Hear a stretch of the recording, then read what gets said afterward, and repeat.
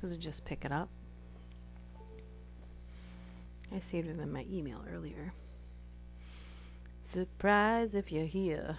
Just decided to go live. Say hello, whoever's here, if anybody's here.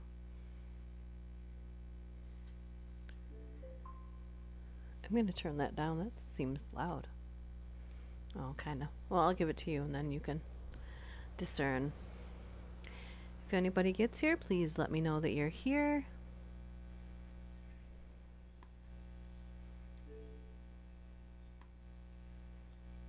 I'm going to probably have to let people know that we're streaming.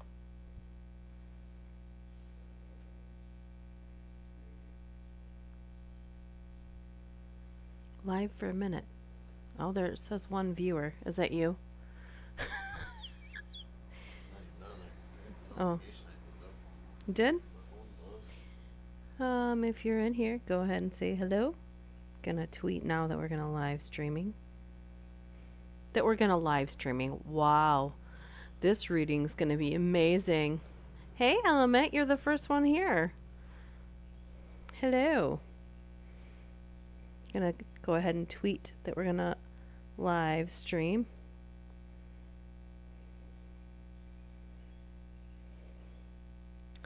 How are you doing?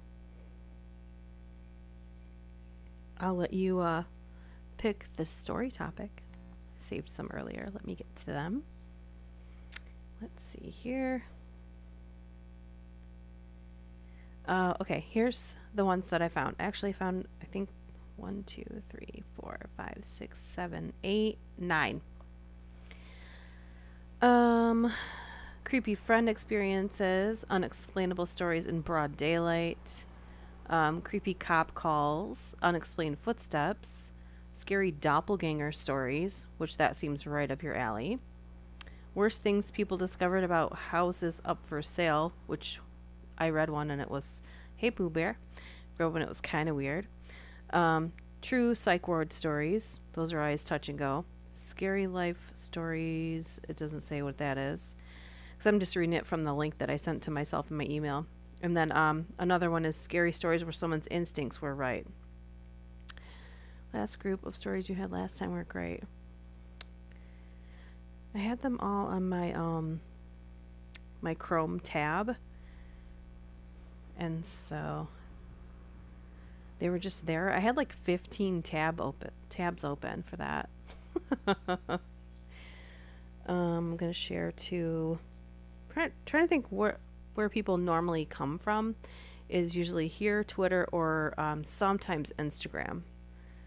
Not normally Reddit though, or anywhere else. So try to limit it to like, what can I do here? I don't know. Anyway, let's go back to the email here. I don't think I saved any of those ones from last time though. But what was one of them that came to mind, because I can certainly go to that. I might start with the real estate ones, or the houses that were for sale and no one knew why. Because the first story I read was like, whoa, that's gross. What was the second one? Of the ones I just read off to you? It was unexplainable stories that happened in broad daylight.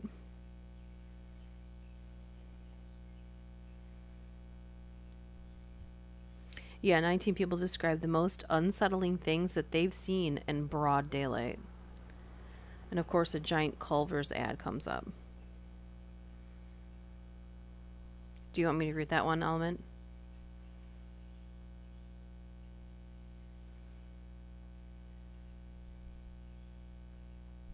Hello? There's like such a delay, I can't see if anyone's responding. So far, I don't have any like bad notifications about the internet. It's a miracle.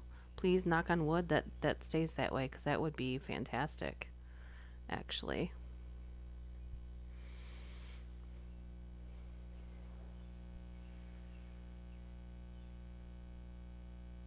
Do you want me to read the unsettling things people have seen in broad daylight. Just whatever. Excuse me. Okay.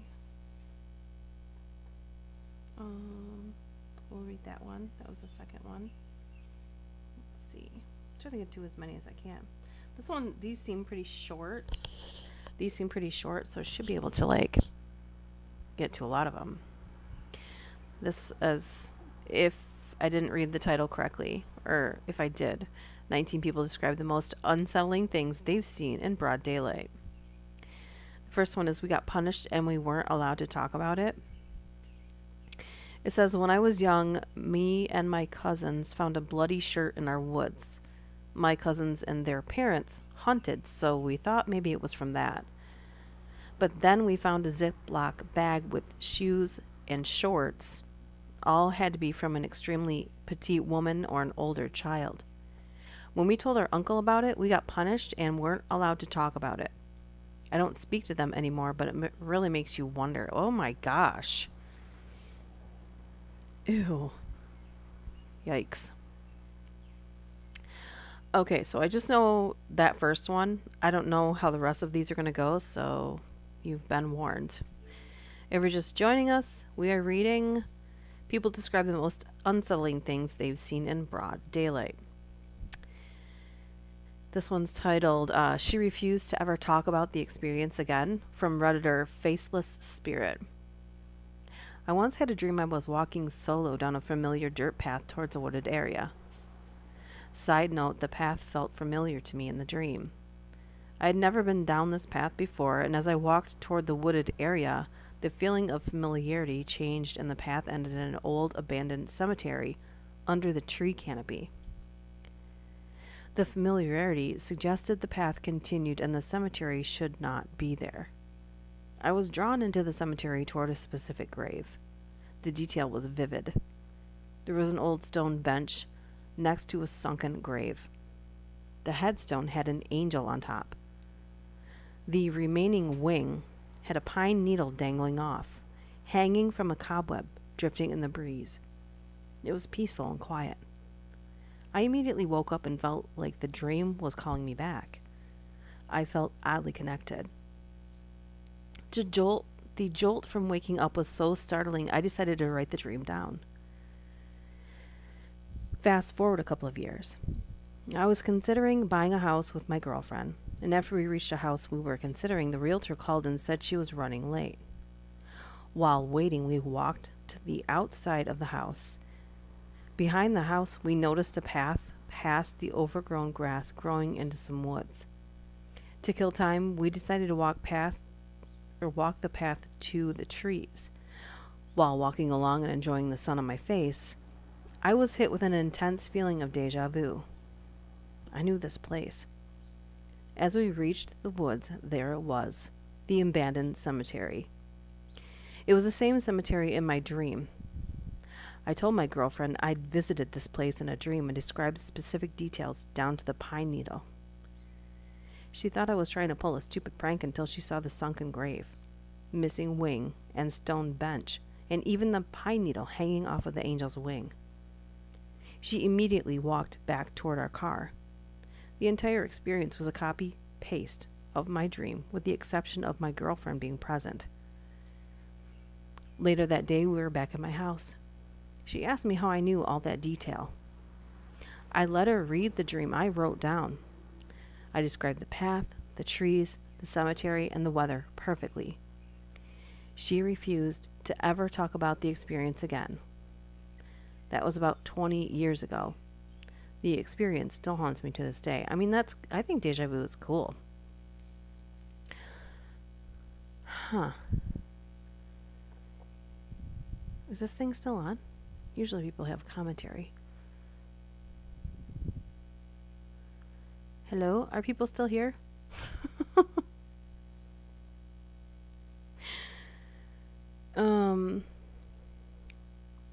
This one says the door he tied up was unlocked. From Redditor M1SM or SHMC. It was 1984. I was 15 years old and was alone at my older sister's house. It was late morning. I had just gotten out of the shower, still wrapped in a towel, when I heard a noise outside. I looked out a window and watched a complete stranger tying the doorknob of a main entrance to the railing off the deck with a rope. I used to walk the dog with. Oh, with the rope I used to walk the dog with. He then leaned a mop that was on the deck against the door. I called my sister, told her what happened, got dressed, got the heck out of the house, through a different door, and hid in the bushes until police arrived. The house was somewhat remote with no close neighbors. Found out later that the door he tied up was unlocked. No clue how long he had been lurking around before I knew of his presence. Sorry, my window's open. To this day, we have no idea who that was and what his motives were. Beyond creepy and definitely unexplained. And then there's like a conversation in this. And there's a person that's saying, I'm totally confused. What was he trying to do? And it sounded like the door opened inward to the house. So he was tying the knob to the railing to make sure that she couldn't pull it from the inside. He was probably planning to enter another way, having her being trapped inside the house with him. Wow. Hey, Tank. I looked at my watch and realized it was like 8:02, so I'm like, I should probably live stream. Because I know that some people saw that I live streamed the other morning, and I wasn't even on that long.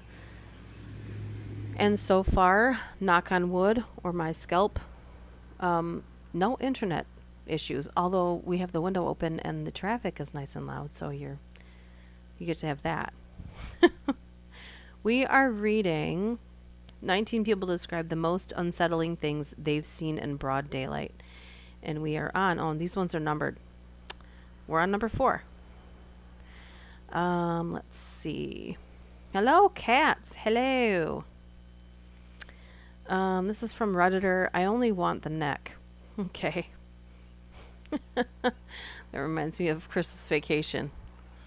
Save the neck for me, Clark. Okay, Eddie.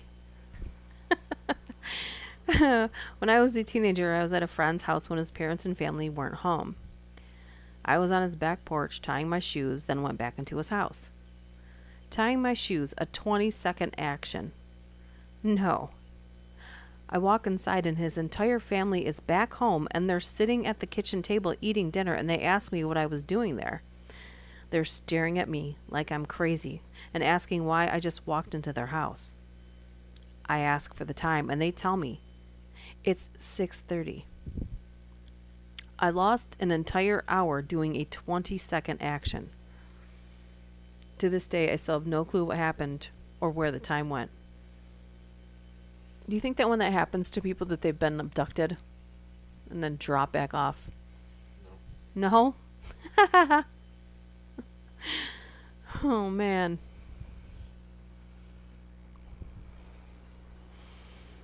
Too late? No. We just started. We're on number 5 of 19 stories of the first set of stories. So this one's titled White Men Can't See Devils. But from Redditor, why am I not clever? That's kind of clever. This is my dad's story, not mine. In the 80s, my dad was in the Peace Corps and lived in Sierra Leone for 3 years. He had a motorcycle or some sort of motorbike at one point, and would ride around the roads when he had free time. One day he's riding a dirt road that snakes around a small mountainside or a hillside past construction works. So about a half a mile after the road work, he sees a man on the side of this dirt road on the mountain hillside just laughing his butt off. And he was blue. Not like painted blue, but he was blue. At first, my dad rode on, not thinking of it, and then it sunk in that he saw a blue dude sitting on the side of the dirt road laughing wildly. He turned around and rode back to where he saw the blue dude. There was nothing there. He kept retracing his path beyond the roadwork and never saw the blue guy again. Later that day, he went back to the village he was living in at the time and told the locals about what he had seen. The locals... What the heck was that? The locals all laughed and said essentially, "No, you didn't. White men can't see devils." What made this even more spooky to my dad was the way the guy just completely disappeared when he backtracked. There was nowhere for him to go off the road, due to it being on a hillside, and he never found him again on the road, making it seem as if the blue man simply vanished off the face of the earth. Talked to my dad more about this one afternoon, and he said the color of his skin, like bright blue, unnaturally bright blue. He also said he could hear the voice of the guy in his head like he was talking directly into my dad's mind, like telepathy. Crazy. I've never been to Vegas to see the Blue Man Group, but I always wanted to go. Hello, Jillian. Too hard of drugs? Was he tying his shoes, or was he, quote, tying his shoes, unquote? Was he tying one on? Hello, Jillian. Are you new here? Maybe are you someone that comes and then doesn't really... There's some people that come, but they usually don't say anything. There was somebody like that the other morning, too, that... I wish more people that came to listen would join in on the chat so people can, like, make more friends. La la la. Anyway, back to the creepy stories. We are reading 19 People Describe... Hold on a minute. There's an ad. Okay, 19 people describe the most unsettling things they've seen in broad daylight, and we're on number 5 or 6, something like that. This is our first set of stories, so we have a lot to go. Number 6. There was no one else in the apartment, and the door was still bolted from the inside. From Redditor, another X-Road deal.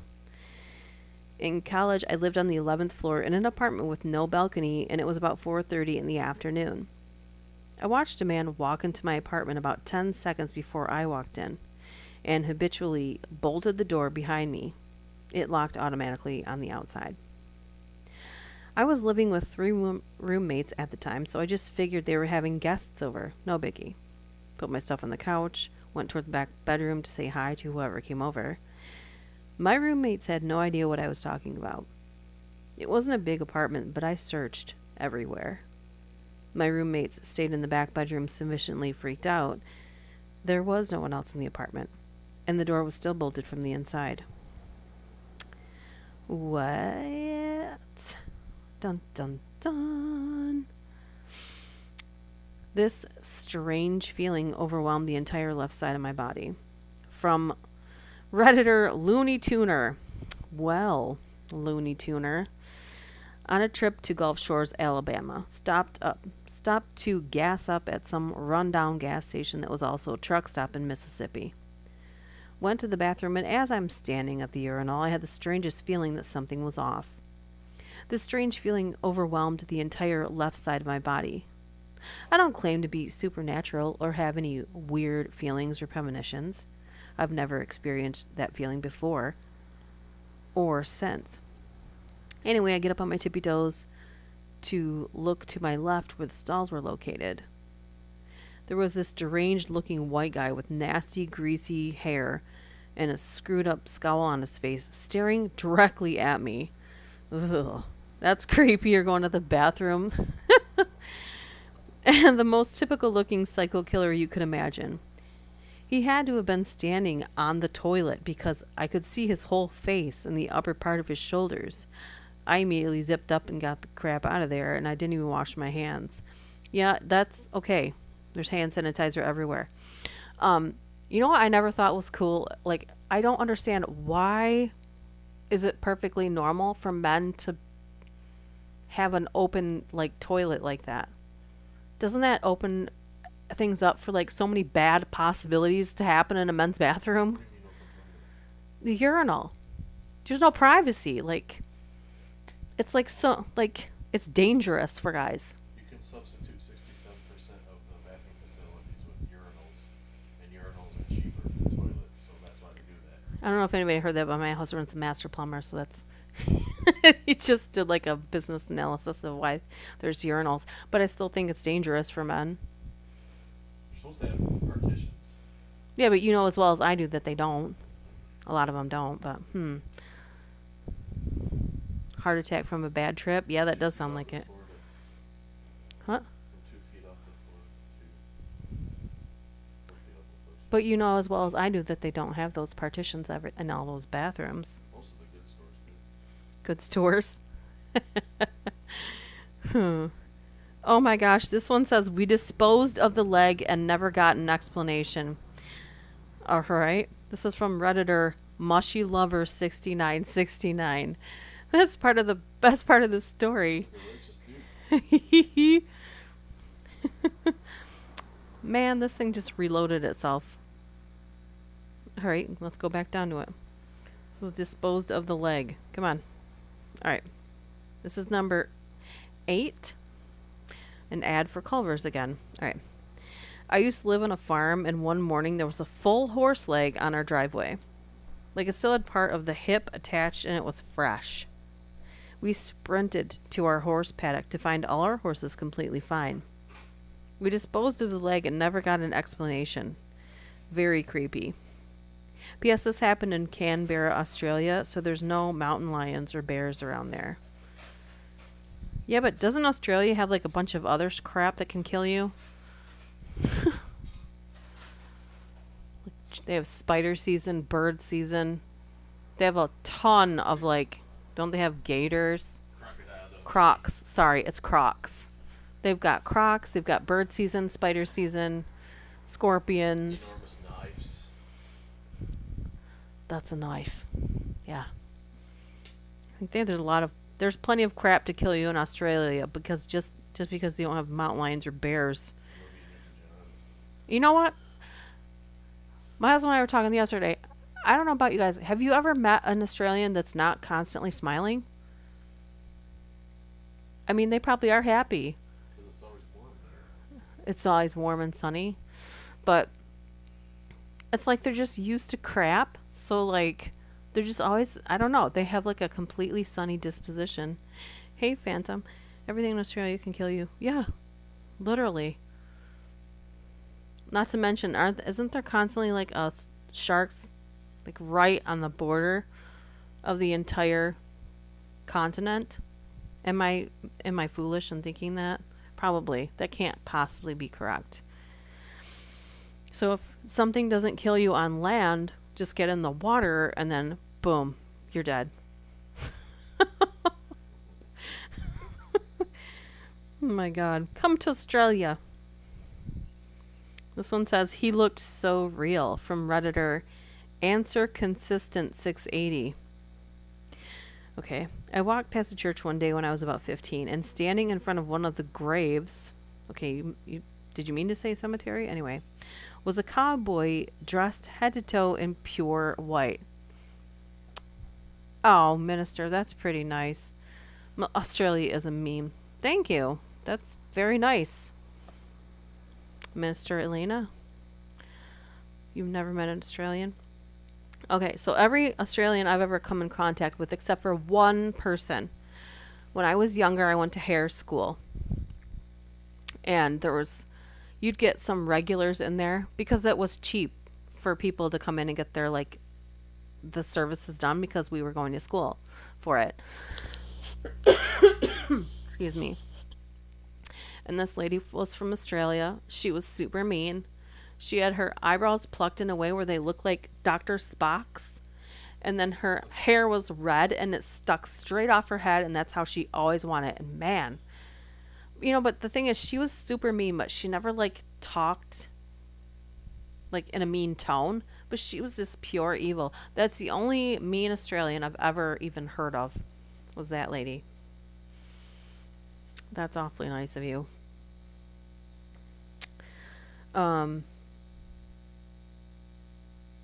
Okay. Back to the story. Sorry about that. Standing in front of one of the graves was a cowboy dressed head to toe in pure white. He looked straight out of a movie. Want to try ombre? His hat, shirt, waistcoat, trousers, and boots were all so white, like an incredibly clean white, as if he just put them on. He was white, had short brown hair, stubble, and an average looking guy. I kept staring at him, blinked, and then he was just friggin' gone. I live in the UK, so it was weird to see anyone resembling a cowboy anyway. I don't know if it was my mind playing tricks on me, but I could swear he was there. He looked so real. Okay, so this sounds stupid, but there were no cowboys outside of the US, right? Nope. Like Cowboys. Canada and Mexico, probably, of course. The southern 'Cause it's- region, like Texas, Mexico, Yeah. and all that. But no, there had to have been cowboys Well, they were out everywhere front. in this Yeah, continent. that's where the famous parts were. But why did we just have cowboys here? Like, what happened where you went from England and then came here and decided, you know what? I'm going to put on some fringe and some boots with some spiky circles on the back. It was the Boom, gold. I'm American. It was the gold. Did it. Gold and extreme Silver. exposure to the elements. Oh my gosh. Little House on the Prairie. That show wasn't out yet. They're going to write about me. No, they're going to write about me. This one says, why wasn't anybody around? Number 10. From Redditor Ronan668. When I was about 8, my parents, my brother, and myself were hiking somewhere in Austria, not to be mistaken with Australia, when we came across the ruins of a medieval castle on a hilltop. Okay, that is my dream.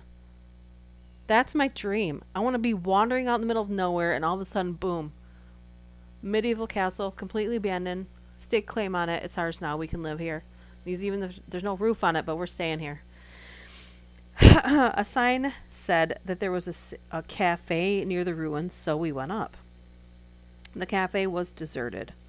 All the tables and chairs were toppled. In the next building stood a brand new big Mercedes with a lot of bullet holes in the trunk and the rear window. The car was heavily armored. The rear window was so thick that the bullets hadn't even penetrated it. We turned around on the spot and got out of there as fast as we could. Back in the hotel, my dad reported it to the police, but they dismissed it. Never knew what came of it. Since then, so many commenters suggested it was a movie set. That could very well be an explanation, but it still was scary, and we didn't want to stick around to find out, maybe the hard way, that it was not a movie set after all. Also, why wasn't anything cordoned off, and why wasn't anybody around? Concerning the police dismissing it, when my dad called them, they said they were going to investigate. The next day he called again to ask what came of it, but they said it was nothing. The holes in the car had been caused by children throwing rocks. So unless those children were able to throw very small rocks at very high speed, that was obviously BS. But we got the message that they didn't want to tell us, and we weren't supposed to keep asking. Oh, man. Sometimes there's a story like this, and I want to know more. Let's see here. Boom, I'm American. Oh yeah, I'm gonna put on these spurs and steal your land. Forgot that part. There were versions of cowboys like the Genghis Khan. Oh yeah, and clan were horse-based tribes, so they could be considered cowboys of sorts. Everyone was a cowboy back in the 1800s. Genghis Khan invented something, and I just came across it when I was doing some research, and now I'm drawing a blank to it. If it comes up, then I will say it. Let's say anyone before the 1800s who dealt with horses were cowboys. Number 11 says it looked totally unfamiliar. From Redditor, it's Paul Kersey's car. What? I believe there's a name for this phenomena, but I would never know how to go about Googling such a thing. This was around 2013 or so I was having a smoke in front of my apartment on the front steps in the middle of the day. It was around noon. I got up to head back inside, and just for a few fleeting seconds, while looking at the building, it looked completely unfamiliar, like I knew I lived there. I knew it was my home. I knew I had just stepped outside only 5 minutes ago. But my brain was giving me some kind of indication that I had never seen this place before, and that there was that danger was inherent. I just kind of violently wagged my head back and forth like an aggressive no gesture, and it was immediately back to normal. But I'll never forget that moment. It was like my concept of reality had very momentarily just cracked. Whoa. And someone says, it sounds like jamais vu, not like deja vu, but this is when something familiar becomes strangely unfamiliar. I've had something like that happen to me today. Remember, I just completely forgot Avery's name, like my stepdaughter's name. I went to say her name today and I could not say it. I was like I don't know, 2 minutes straight. Couldn't even I couldn't think of the word that was her name. Yikes. That was not cool. This one says keep your cats inside from a Redditor with no name. So this is a strange memory. Back in primary school, someone is vacuuming their driveway. Oh no, I'm sorry. It's a leaf blower. So doing it for like 10 minutes if you guys can't hear that subtle noise. Anyway, back in primary school, I remember clearly that one day while waiting to go into the actual school building, quite an amount of students gathered around a poster taped to the library on the opposite side of the school. Excuse me. So I went there to see what they were looking at. The whole situation was so strange. Many were disgusted and frightened. I still remember that poster vaguely. It was different pictures of cut apart cats. In the middle was apparently a warning. Keep your cats inside. I don't know exactly what was written there because I couldn't read too good back then, and all I remember were the pictures. Our teachers noticed because a few kids cried. They had that poster taken down immediately, and I seriously would like to know what kind of sick freak put this thing next to a primary school. I remember parents telling us to not play in the woods. There was one, or maybe more, who knows, person actively mutilating cats. We knew this. We didn't need the pictures. I guess the police caught whoever it was because 2 weeks or so later, nobody talked about it anymore.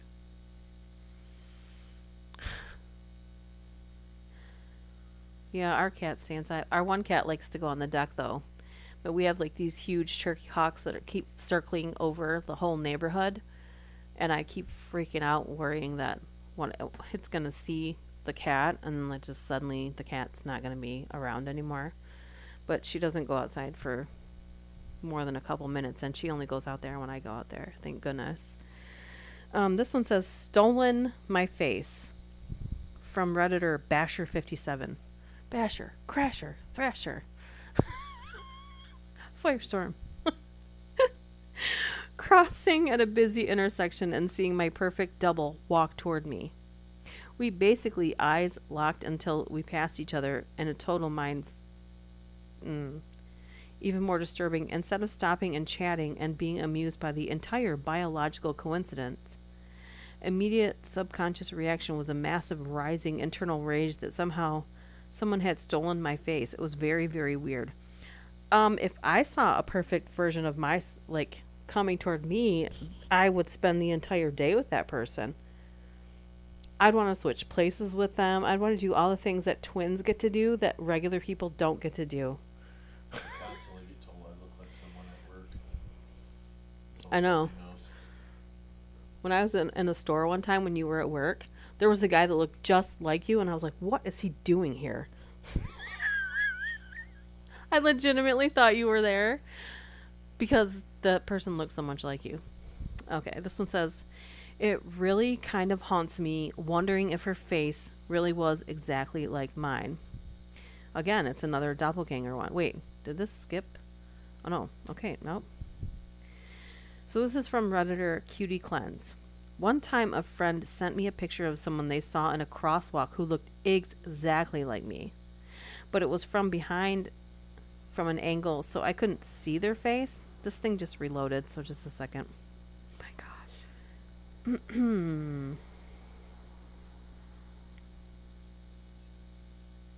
Oh my goodness. I moved it sideways for 1 second and now it made me reload it. I'm so sorry. So sorry. Technical difficulties. If there weren't technical difficulties, how much better would this channel be? It's not letting me move the thing. Oh, awesome.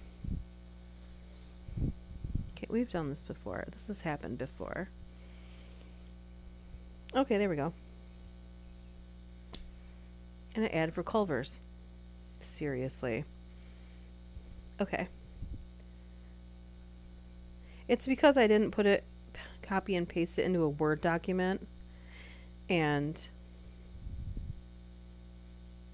wait a minute, he looks so real. Okay. Okay. Okay. Trying to get to the story we were just on.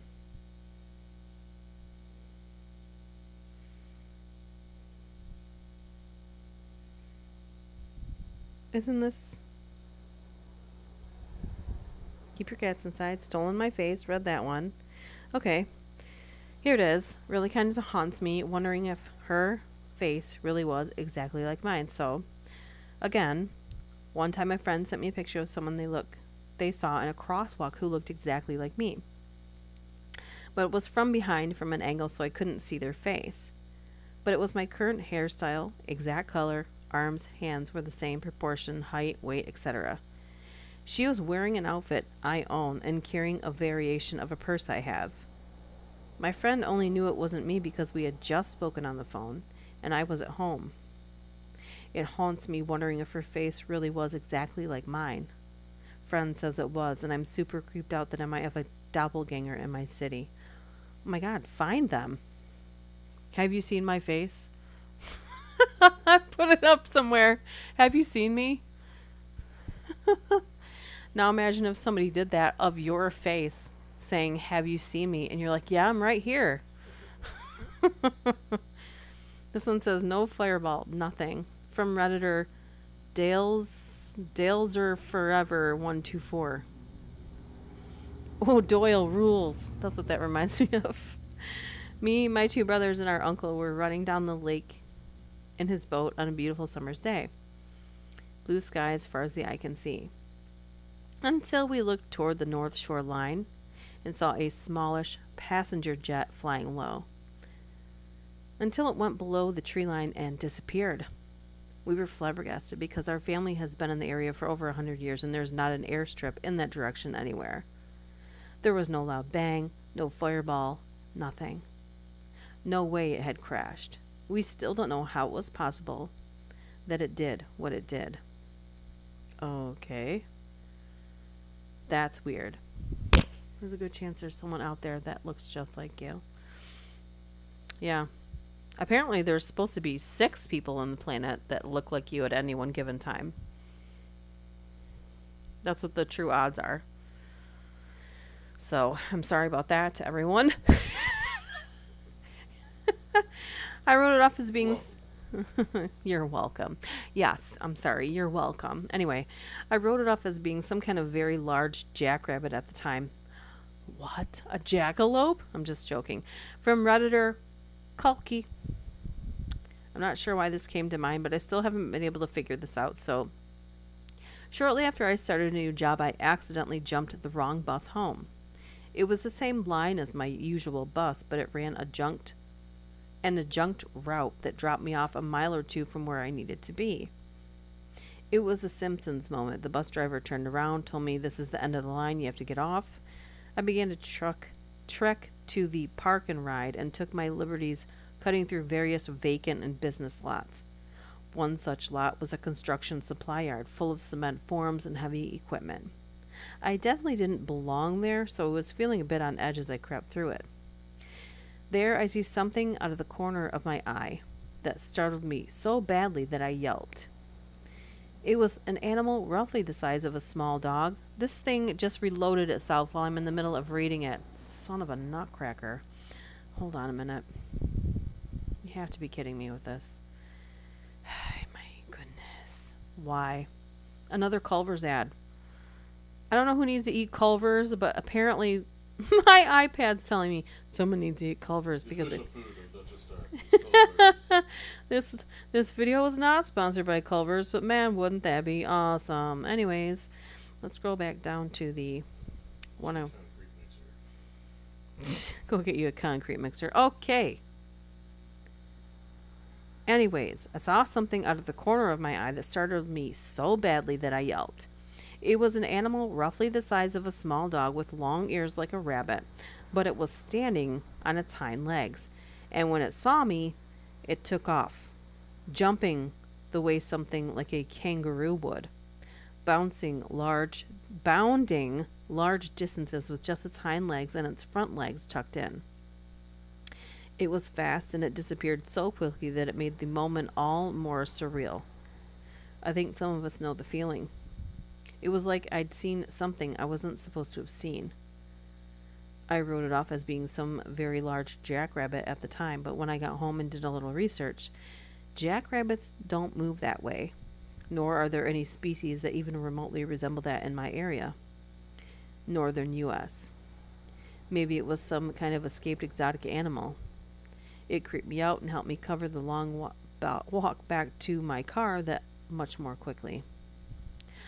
My theory is somebody got a small kangaroo as a pet, realized it's going to kick its ass, and then released it into the city somewhere. I bet you that happens all the time. Probably does, not around here. People have gotten alligators a lot on Lobdell, and they release them into the lake, and they don't survive because it's freshwater. Like, ridiculous. Son of a nutcracker. Yeah, I say that a lot. I'm the trash man. That's what this one's titled. From Redditor Main Yogurt Closet 82. And this just happened! Exclamation point. Middle of the day, I'm driving home from running errands. I'm on one of those roads that's sort of a highway, but still goes through a lot of backcountry and outlying neighborhoods. Excuse me. I live in a major city in the U.S. The road cuts through some not nice areas. I'm at a stoplight when I see emerge from the brush on the side of the road a person wearing from head to toe trash bags. And I mean head to toe. 2 little holes cut out for eyes, but otherwise no skin exposed. Probably a wrestler. Nacho Libre came to America. He had a walking stick, also with trash bags tied to it. Before I could even process what I'm seeing, the light turned green and I was off. And the last 15 minutes of my drive were me muttering, "What in the actual fuck?" And for days following, all I could hear in my head was Danny DeVito saying, "I'm the trash man." That's all I could hear when I read it. Oh my god. Yeah, have you seen a kangaroo really do that to someone? Holy moly. I don't think people realize the utter hell that they would be in if a kangaroo kicked them. I think I would you got Tyson and then you've got a kangaroo. I say roll the dice because they're both going to hurt like hell. This one is the last one of this group, says not a scratch on him or anything. From Redditor SV Price 84. A car off of the road on its roof on the other side of a farm fence. When I got to it, all the windows were smashed and blood was everywhere. 5 minutes later, this guy dressed in a suit and tie comes walking out of the trees that the car is in front of, claiming that it was his car. Not a scratch on him or anything. The police arrived and spoke to the gentleman, and as it turned out, the vehicle had actually belonged to his son, who had been driving at excessive speeds, hit the gravel shoulder, and went for a tour. The blood was from the son being bombarded from all the broken glass. Apparently, they had crawled from the car and called their father. They were taken home, not to the hospital, and Dad came back to try and deal with the car. The son was fined for leaving the scene of an accident and other minor things. Father fought the charges but lost. The fact that he strolled out of the trees toward this mangled sunfire was the creepy part. Well, that and coming to an upside down car with blood everywhere. Okay, they kind of left out the beginning part where they saw a car off the side of the road. I don't know. They didn't start off good. Yep. Can I start over? All right, everyone. Peter wants us to start over. Let's start reading the other stories that we just went through. You know what, Peter, you can't get? The humor. Like a ghost with a sheet? No, I think it was like a dude covered in trash bags. Like a person. Like the trash man. All right, so oh, another Culver ad. Awesome. This one is 20 people describe the horrible backstories behind houses up for sale. And I've only read the first story just to see if it was like worth saving. I watched Eurovision this year. Surprisingly good songs. I bought the CD. That's like American Idol, right? But Europe's like it's much better. Am I right on that? You can, answer in the comments. Okay. So this first one is from this titled Asked About a Water Leak. Keep that in mind. From Redditor Tiberian. The lady next door to me passed, and she wasn't found until she was more liquid than solid on her living room carpet. The family couldn't pay back taxes or something, so the house went to HUD to auction. HUD paid for some cleanup, but not to replace the carpet, only steam clean it. So it finally sold, and was talking to the guy who was flipping it. And before I could mention the passing of the neighbor, he asked if the house had a water leak under the foundation. Because when they ripped up the carpet and padding to put down the laminate floor, it was really dirty, and it got all over their clothes. This is when I told him what happened and how HUD went cheap on what to fix before the auction. He got green and started puking right there on the side of the fence. So he had the remains of the neighbor lady all over his clothes.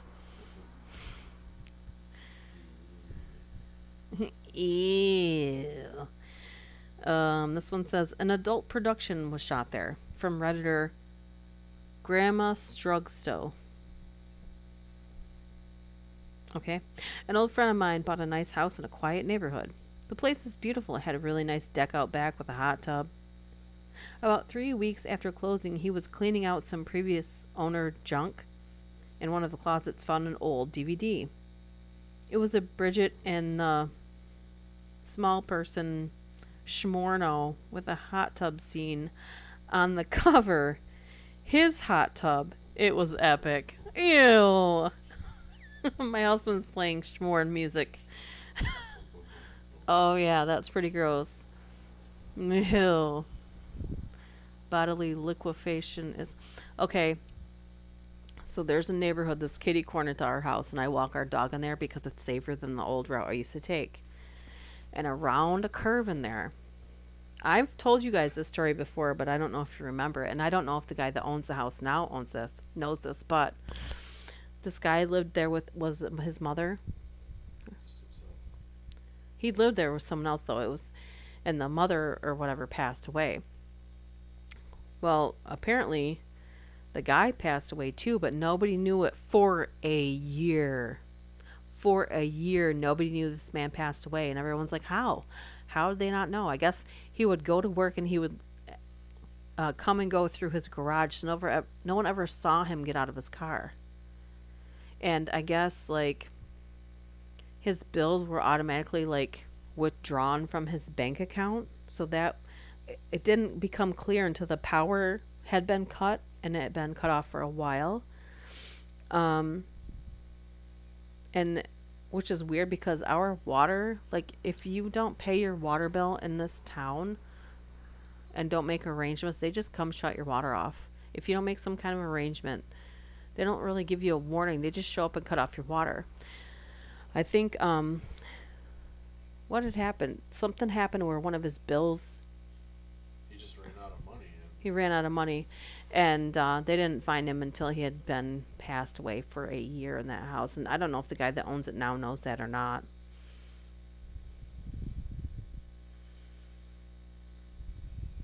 Oh, I'm very sorry, Kling. Well, you can fall asleep to the sound of my distracted chaos, tall guy. Okay, yeah, I remember did telling you that. I'm sorry, Gling. Sorry to hear that. That is. You can tell us if you want to, but you also don't have to tell us. We can use this as a distraction. You know, there's a lot of times when I want to make a video about something that I'm passionate about, like the current state of the world or whatever, but this is supposed to be a distraction from that. Not just for me, but for you guys too. Um, so we're going to keep this as corrupted chaos.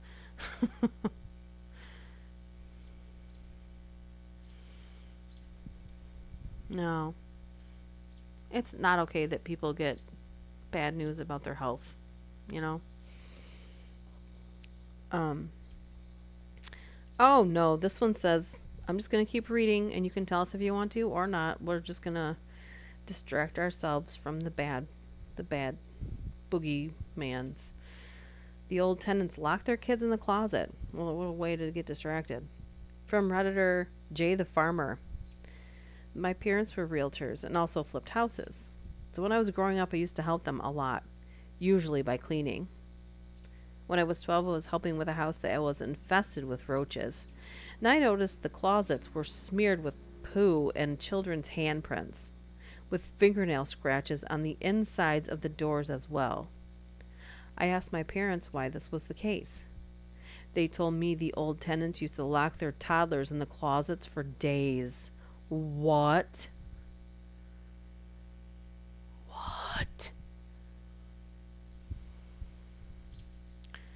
I'm sorry. Oh. Tank. Mwah, chaos.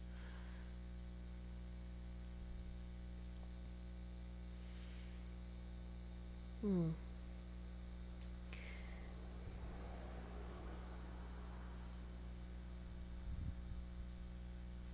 Yeah. I'm sorry, Gling.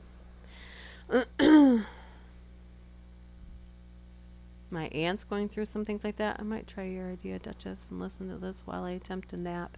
If I stop saying anything, you'll know why. Former resident had secret cameras. From Redditor, you dirty network. So 2 years ago, my stepdad was charged with some wild child schmorn offenses. Not at a great time. 0 out of 10 would not recommend. More to the point of the story, flash forward to this October and the police contact my sister wanting to ask some questions. And it turns out he had creepy little cameras all over the house and had been filming her since she was in grade 9 until she moved out. Needless to say, my mother is selling the house, and I feel bad for the next people who buy it and possibly come across something the cops missed. Oh no. Gross. Geek. Ugh, okay. Ugh. A converted Victorian era asylum. I think I've had more than one dream about these.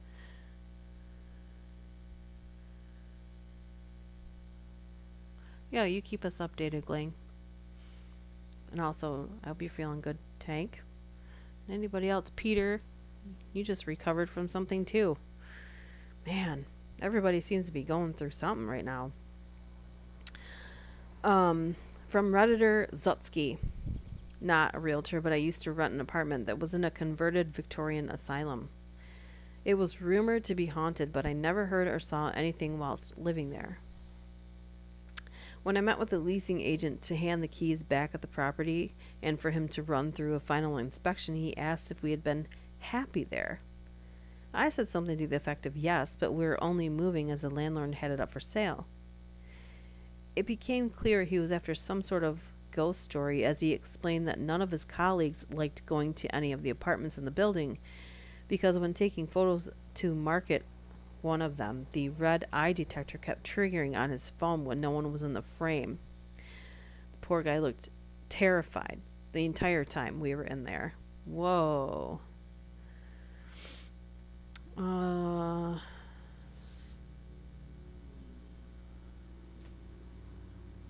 Is that good, Tank, or bad? You're welcome, Gling. It runs my family on my mom's side. Oh. Ooh. Eating rice with meatballs. Oh, I also bought AC/DC's album Back in Black. Have you heard it before, or did you just like purchase it because you had access to it?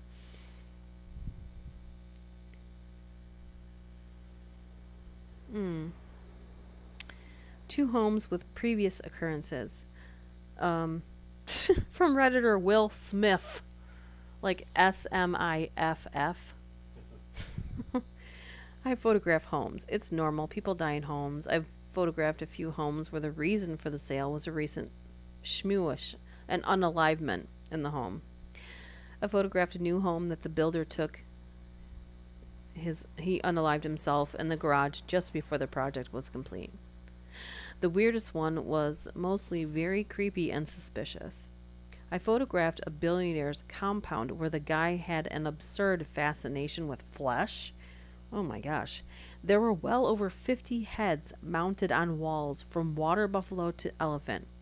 5 to 10 large cats stuffed. Chandeliers made from the feathers of rare birds. Stools made from elephant feet and legs. Paintings and abstract photos of oily skin, veiny muscles of humans and animals, etc., etc. I looked for his kill room but never found it. In general, I find billionaires don't behave like normal people, but this one was particularly weird. Yeah, I don't think that they are not in touch with reality, for sure. Oh, cool. Excellent choice. Okay, let's see if it'll let me scroll up there. Okay. Someone unalived themselves in one of the rooms from Redditor Control Your Poison. When we were looking to buy a house, we looked at one in which the father of the family unalived himself in. You could tell which room it was because it had clearly recently been sheetrocked and painted. It didn't really bother us, though, and we didn't get any creepy feelings. We chose not to put an offer in because the rest of the house needed a lot of work. And no, the realtor did not tell us that someone had passed in it. I happen to know it because it's very close to the house I grew up in. It was a very small town. I don't think every state doesn't have that, but our state does. Yeah. Um, you're not ruining it, Gling.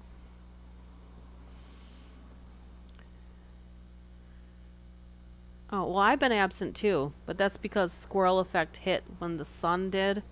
And I don't know if anybody else, who else is in Michigan besides us and Tank, but the sky is pink here right now. Like it's dark pink. Not like sunset pink. It's just weird. One of those weird colors that people talk about before there's a really bad storm. Like that. Not a good feeling. So I've been absent for a while too, Gling, because once it's nice outside, it's impossible for me to sit still. It really is. The numbers aren't exactly perfect and a tiny bit high still compared to the original numbers. Yeah. Hearing about anyone's health issues is never ruining anything. I ask. I ask because I don't like to assume anything. And I'm, you know how people are like, oh, I heard this, I heard that. I'm more of a person to just go to a person and ask them. So, my directness can be very off-putting to people that don't. I know it was weird to wake up to thunderstorms here. It was kind of relaxing, but mildly unnerving because it's been a long time since it's been that way in the morning, hasn't it? Yeah. Let's see here. This one reloaded on me, so I gotta go back down. Uh-huh.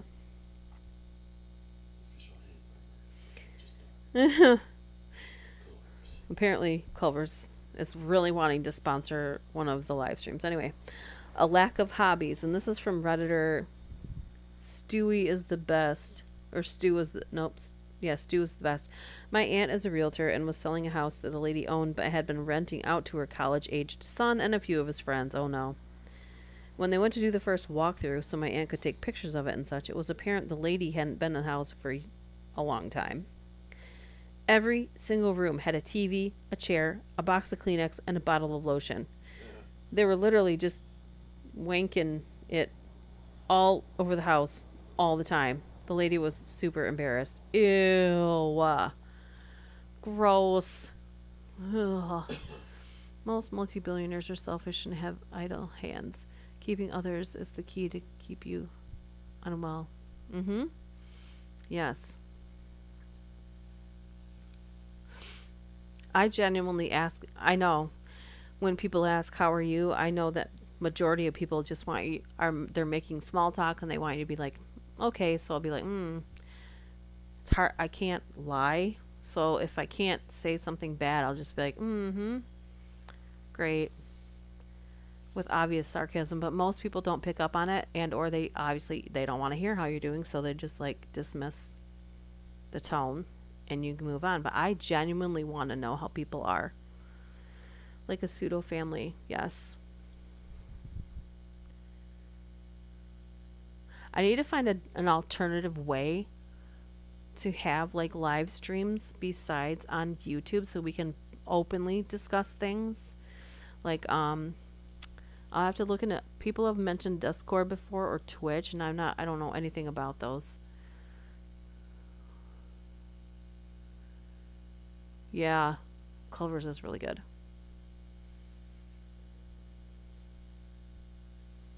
Oh, you don't have Culver's in Washington State? What? We've only had Culver's here for like what, 3 years? Something like that? Really? I really can't think of how long it's been there. It's pretty new. Like it's pretty new compared to everything else that's been around here. In our town anyway. It's pretty new. Alright, this one says a monster deal. From Redditor. Yup. 4545. When I was looking for my last house, I went with my wife and realtor to look at several houses. We went to look at one house in particular because it didn't seem like the price they were asking for could be real. Huge house, sitting on tons of land with outbuildings. That's my dream. Going for millions under the market. Yes, it's haunted. That's me inputting that. That's not what they said. So we get there, and the realtor said, "Oh, I should mention, a serial killer lived here, and when he was put away, cops found 11 bodies on the property." Oh, that'll do it. Yeah. Haunted I can deal with, but the fact that innocent people died, yeah. My God. Never tried Culver's before, so I guess I should try it. One opened a couple miles from me a few years back. I don't know if anybody's ever had Macaroni Grill, but there used to be a Macaroni Grill. We don't have anymore.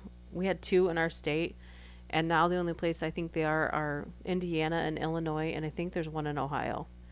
But it was my favorite place, and it's the only place that I know of that served mushroom ravioli. But I digress. Back to the stories. This one says, owned by a heroin dealer. From Redditor DGBGB. Well, thank you for that mind twister there. Not a realtor, but when the sold sign went up on our last house, our neighbor came over and said, "Now you're moving out. Would you like to know about your house's history?" What? Turned out the previous owner was a heroin dealer who allowed his customers to shoot up in the living room. That explains the brown arcs all over the walls and when we stripped the wallpaper. He also used to pimp his wife out from an upstairs room, our then bedroom. Lovely. Yes, thank you for not telling us that before we purchased the house. Cracker. Oh my gosh. Oh my gosh. We should all do one episode podcast to talk to Dutch about our issues, dreams, and fantasies. Yeah, why not? I'm the dreamer here. My husband is The doer. grounded in reality. Well, you're not the only doer, darling.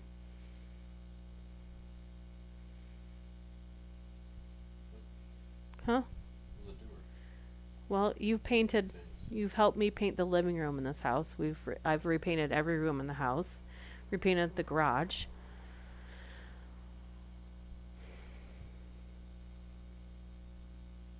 I'm the dreamer. You're the one who's based. You're planted firmly in reality. I'm the one that thinks that all things are possible. Literally. Remember when Macaroni Grill was at Lakeside Mall? They had a macaroni grill inside the mall. Yeah, I Been to just happened to Lakeside Mall forgot to before. say serial killer. What? So I've been to Lakeside Mall before. Oh, really? Hmm.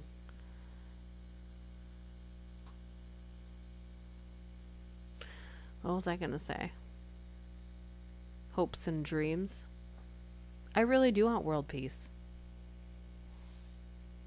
I do. And I want a piece of cake. That way I don't have to actually go about figuring out how to put certain bad people's heads on pikes. Sacrificing myself in the name of the better good. I don't want to die. Oh my gosh.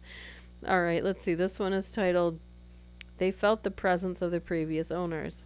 From Redditor Edgar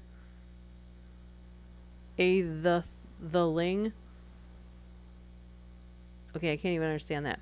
Anyway, I failed to sell a townhouse built in the 1800s last year. Two separate buyers said they could still feel the previous owner in the house and said that that's what put them off from making an offer. Spooky as both sets of buyers used the specific phrase that they felt whatever was there was still present. But seriously, I've been in 100 spooky houses with gruesome backstories and have only had one serious creep in two or three of my entire career. Okay, that's weird. There's no numbers on these ones, so I don't know how far we are. My doggy's doing pretty good. We used to have two, if that's what you mean. We had one that passed away in 2018. Not inside. It was on the circle drive around it. Oh, you know what place I really want to eat at? And if you guys have eaten there, please tell me. And I only want to eat there because I've never eaten there before is Cheesecake Factory. Because it's in the name. It's a cheesecake factory. But I know that's not really what it is. Hi everyone, my name is Tank. I eat rice and work as a security and industrial landscape. Wait, what?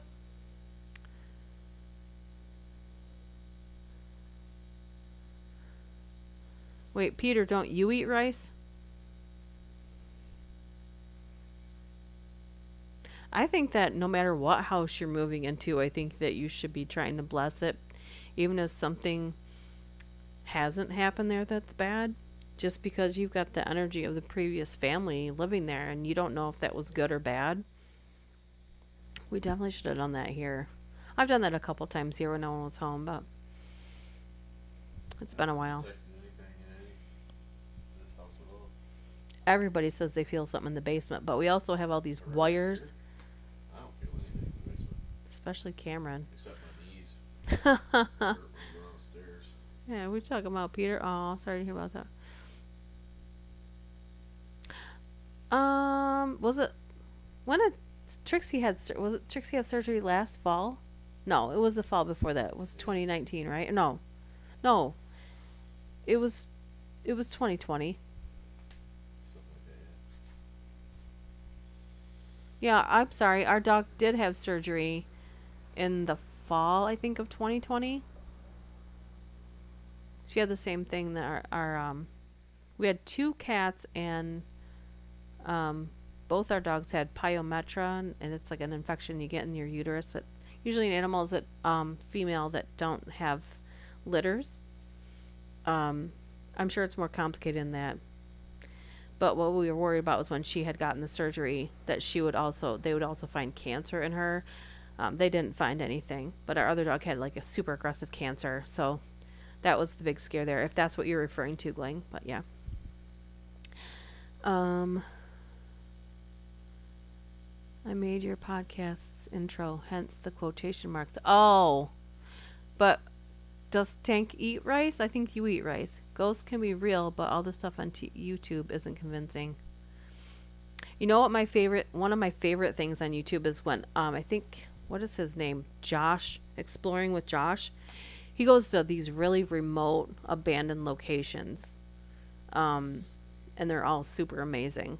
So if you ever get a chance, if you want to look through some places that they, have run into a lot of people that are squatting basically there, which it's not illegal. I don't think if it's an abandoned place. I don't, but if you're going into a place where somebody's been squatting for a while, I think they're going to see you as a trespasser, and they get themselves in what could be a dangerous situation a lot of times because you don't know that anybody's in there because it's supposed to be abandoned.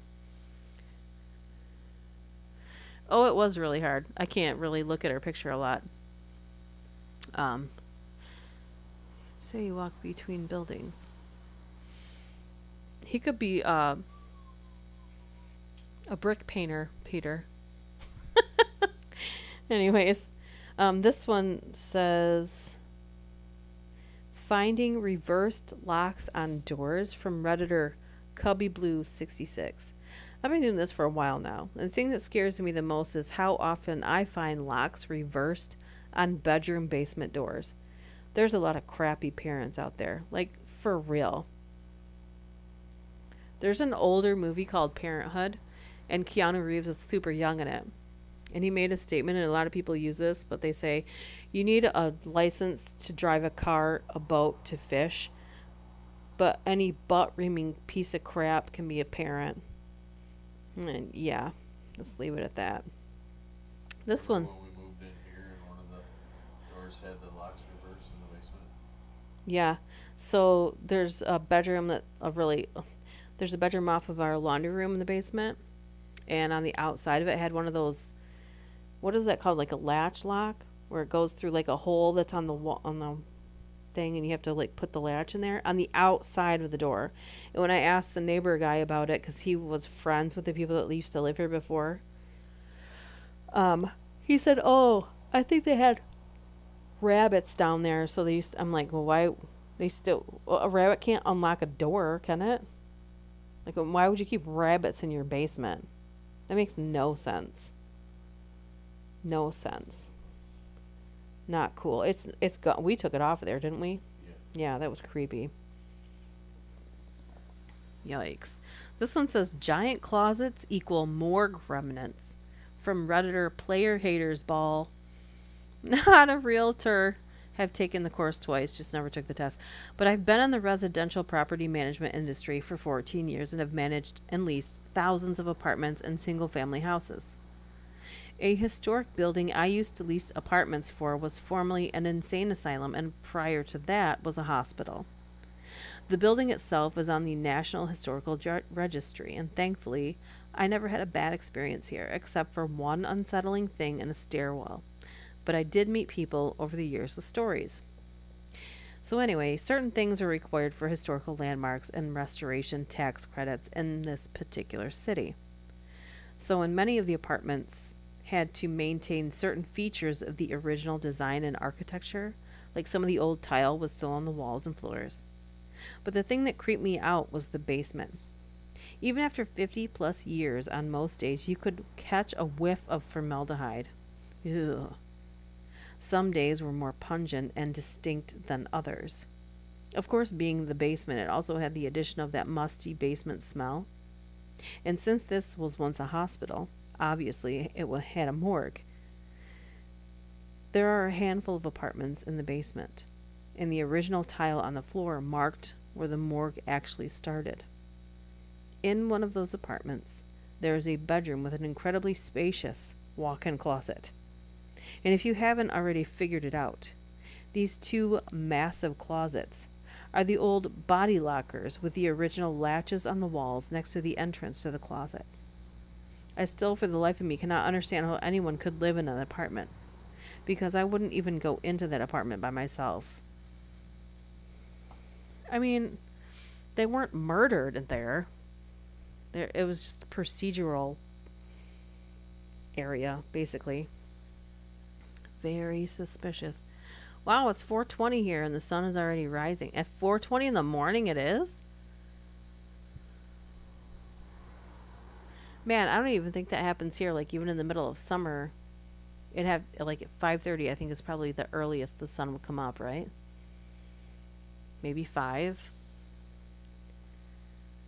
So weird. This says Australia's finest previously owned it. From Redditor Belmont Lives. My uncle bought a caravan down the coast on a well known beach. Just prior to selling it to police detectives, turn up and turn the place upside down and inside out looking for some sort of information. Turns out the family of one of Australia's most notorious serial killers used to own the caravan many years ago. Oh, God. Gross. I see what happened there. Okay. Hello, King Solomon. Sounds like an old funeral home we have around here. They found formaldehyde in the basement years after it closed. Ugh. Yeah, it's weird though, because if they made that into an apartment building, they probably don't have any old containers around, but I wonder how that smell would still be in there like that after renovating and then so many other people living there. Ugh. There's a funeral home that was on Clower Road where they found unclaimed remains. Yeah, they were cremated remains though, weren't they? But nobody ever claimed them, and they went out of business, and they just kept them down there. Yeah, that's what happens though, because if you're an unclaimed person, they cremate you, but where are they supposed to put you? I don't know. They don't have anywhere to put you, so that's what happens. That's literally legal, but I don't know how it's legal to leave them there. I think they should have contacted the state or something. Probably. I'm not sure what the process is, but I live in a lot more north. Yeah.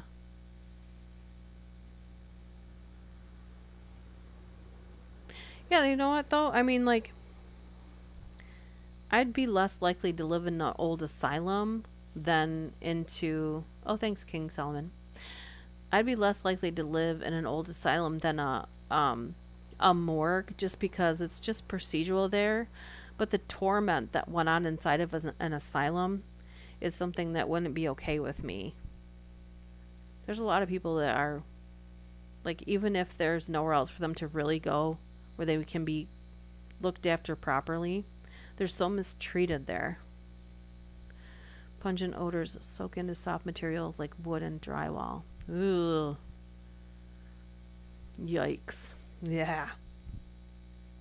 This says a former nunnery with a wall full of literal skeletons. From Redditor Moonwarden666. This happened to some friends who bought a property, a very old site, about 300 years old, which had been part of a convent. This already sounds cool. Like, I want to see the walkthrough of this. Anyway, the aforementioned place had been refurbished as small apartments, again, houses, about 50 years ago. They went to live there, and there was some maintenance given to certain parts of the property. There was a wall which was slightly wider than the others. They began to give maintenance to that wall, but the outer layer fell apart due to the rain and age. And while trying to fix it, they found dozens of skeletons of children, or babies, excuse me. Authorities and historians came out, and they came to the conclusion that the nuns tossed their babies right there after giving birth to them. Lord knows if they were alive or dead by then. Oh my gosh. Oh. None of that should be happening. Oh my gosh. My husband just said none of that should be happening. Wow. Oh, I can still do that in the morning too, Peter. I'm surprised the internet is being glorious for us right now. Knock on wood, which is my head, that I can't believe it's working so beautifully right now. It's amazing. Missing in action, or MIA former owner was found in the attic. From Redditor Rody. Property inspection turned up a body in the attic. An unalivement where someone hung themselves. Homeowner thought her husband had left her years ago. She didn't go and look in the attic. Jeez. This title says, I don't know how to read this. They said, great pun, honey. Tank said great pun. You're welcome. All right, the title of this says, and I'm sorry in advance, but the title says, it used to be a genitalia enlargement center from personal space invader. Australian property manager here. I had taken on a new property which had a bathroom vanity in each bedroom. I questioned the landlord to why the bedrooms required sinks. He informed me the house was previously a enlargement center. Had a bunch of uni students move in and disclosed to them the reason. They thought it was a great story and lived happily in the place. I didn't even know that was that a thing. I thought that was a myth. I thought you couldn't even do that. How would that work correctly? I must know more. I need to know more. I thought that was a myth. I thought they couldn't do something like that. That's disturbing to me. I don't know how. Wouldn't you lose all your feeling? You guys can try. Feel free to chime in if you know anything about this enlargement procedure. Just sounds super dangerous. Anyway. Built with stolen materials from Redditor Wyvern Y. I learned just how extensively the original builder had embezzled from the school district to build the house. People of a certain age, this thing just reloaded itself while sitting here. Beautiful. Well, if that's the price we have to pay just to have the internet not mess up, then I guess that's fine. Yeah. We had some very interesting topic and it changes. Here we go. All right. Just how extensively the original builder had embezzled from the school district to build the house. People of a certain age would marvel at the fact that all the bricks, flooring, door, and window frames, light fixtures, all kinds of elements were exactly 1920s public school construction. Turns out the builder was the school superintendent and deliberately built the house with diverted materials and labor from a school project. He was caught and publicly shamed for it. Did he go to jail? I feel like some of these stories need an update. What happened? Not a myth, but super trusted procedure from what I've heard. Ooh. That's what I heard. I said I would arise at 6:30. Time flew. Half hour went fast. I dozed a few times. Wow. Talked about enlargement center and everyone's on it. This commercial property was a former Tug and Rub and More. What does that mean? What does that mean? Tug and rub. Ew.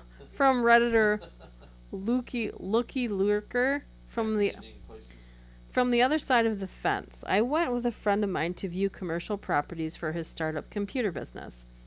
There was one in particular that he was very excited to see, as the setup sounded just perfect. It had a large front room for seating customers display, was in a strip mall with several other businesses, and it had 2 back rooms, one he could use for stock, one he could use for doing repairs.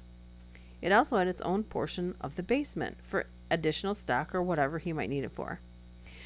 We hadn't been in the door more than 30 seconds, and the realtor started telling us how it was a combo nail salon massage parlor before it was seized and her company bought it. Yeah, massage parlor, there's quotations, and seized. You know where this is going. The 2 back rooms still had the mattresses on the floor, and there were about 8 more mattresses and lots of women's clothing scattered around the basement. He didn't take the property, even though I told him he should have. The looks on the faces of old clients that came in still expecting it to be there would have been priceless. Oh my gosh. Yes. And then be like, you should probably buy this computer before I tell your wife why you came here originally. Boom. You want me to talk harder? Oh, don't do that. Damn, Tank. You are naughty tonight, or feisty, not sure which. I see I came back to the video just at the right time. Yeah,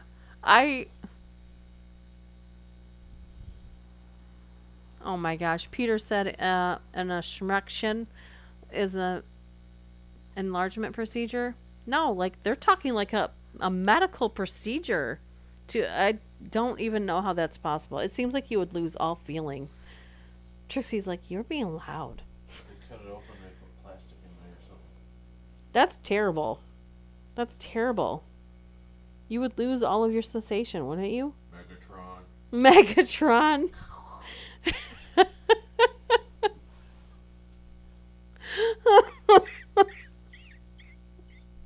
Eject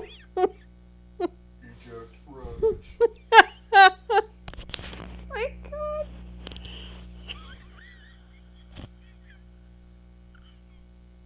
Decepticons, attack!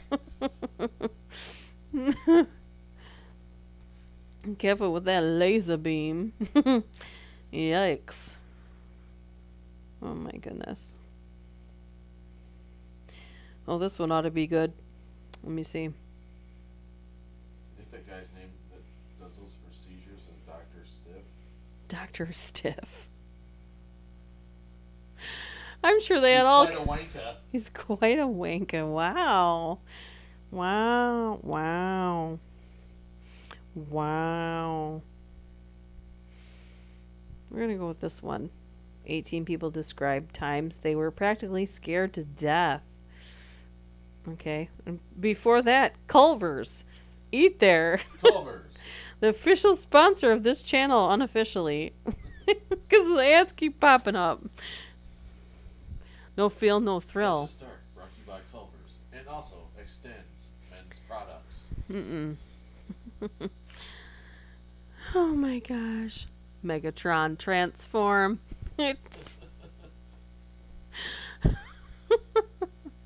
Oh my gosh. This one says carjacked by an escaped prisoner, but I feel like we're going to be stuck in that other topic for a while. Yeah, that one's funnier. From Redditor sock puppets. How ironic. Oh my gosh. Okay. At 6'5", 200. Got a Oh my gosh. enhancer, then he got a rub and tug. Oh my gosh. Then he got carjacked on the way home. So he didn't quite get a happy ending. Did someone say laser beam? Relax, don't do it when you want to come. Oh God, I read that out loud. The tornado was in what? Gaylord. Gaylord. That's an actual town in our state. That's probably a couple, maybe 2 or 3 hours from us. It's quite a few hours from us. Back to the story. Carjacked by an escaped prisoner from Redditor sock puppets. Powering through the joke. 6'5", 230-pound guy escaped from police custody by hiding a handcuff key under his tongue, escaping his shackles, kicking out the police van door, and then knocking out the woman transporting him. He took her gun, carjacked my friend and shot my friend point blank in the face with a .357, killing him instantly by severing his carotid artery. The shots missed me and I ran. He's now on death row. Jeez. That got serious. So I gotta check their mouth. This just got serious. Yeah, that's why they're supposed to lift up their tongue. Everything. That's why you check every crevice.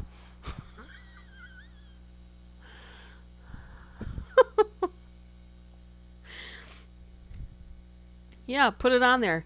She reads everything. I mean everything. Found sister at the bottom of the pool. You know, it feels bad to laugh. Let's just start. Brought to you by Trojans. Brought to you by Culver's. They put mayonnaise on everything. Brought to you by mayonnaise. Get the white stuff. Found sister at the bottom of the pool. It feels so wrong to laugh while reading a terrible, tragic story. Oh my gosh. From a former Redditor. Okay. Oh no, this one's too sad. I'm feeling like these ones are going to be too sad. So give me just a second. I have a bunch saved in my email. I did this earlier. Like when I find something, I just email it to myself so I can save it for later. It's the easiest way. Anyway. Can't go from erection stories to boner killers. Oh my gosh.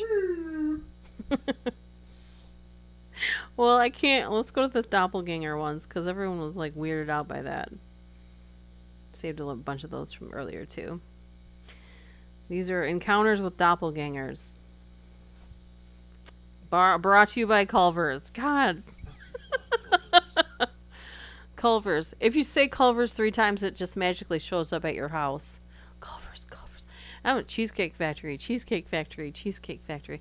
Did I even check that prison pocket to see there's no surprise? Getting shot in the face is not fun. I heard that. That's what I heard.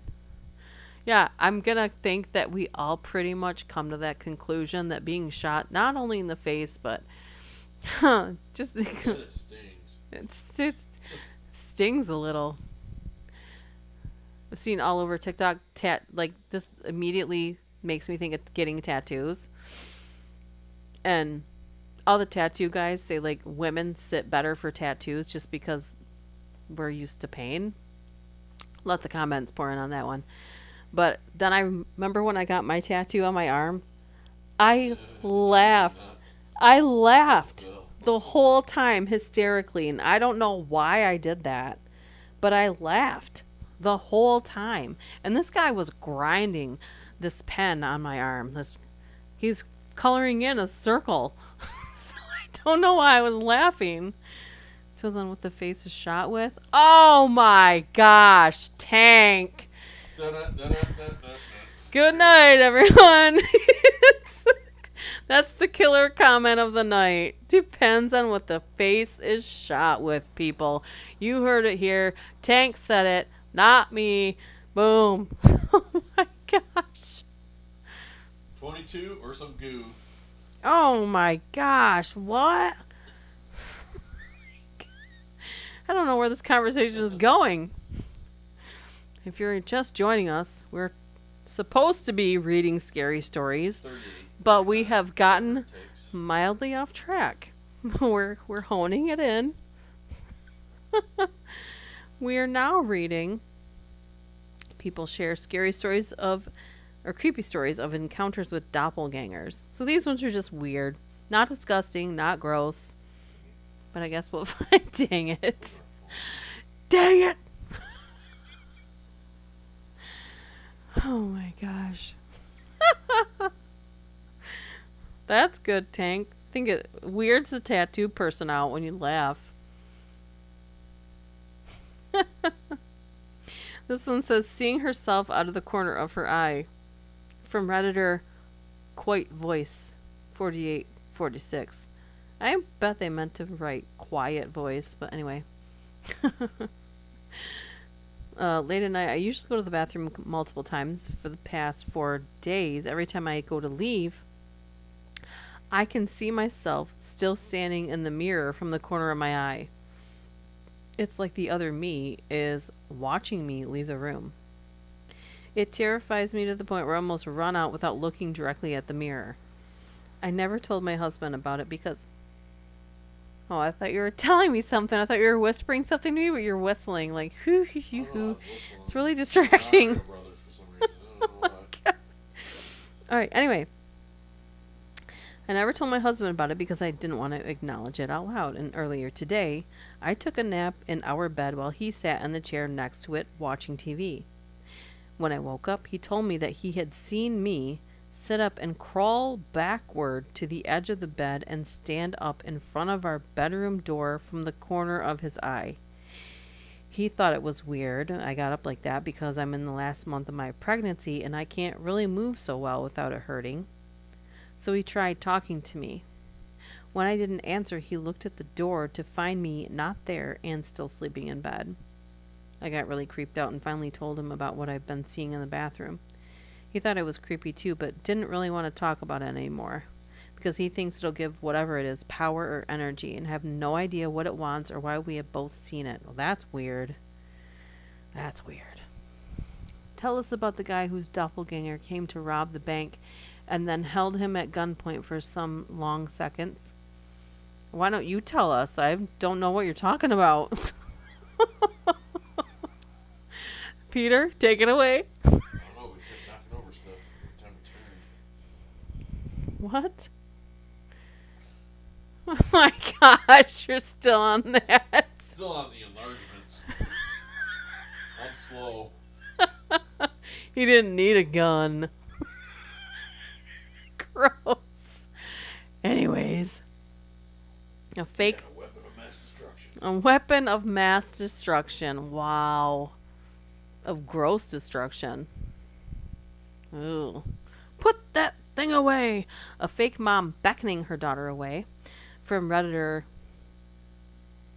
G4YF13R1. Let's just make up a name, man. When I was 9, I stayed home sick Seen Star Wars? from school.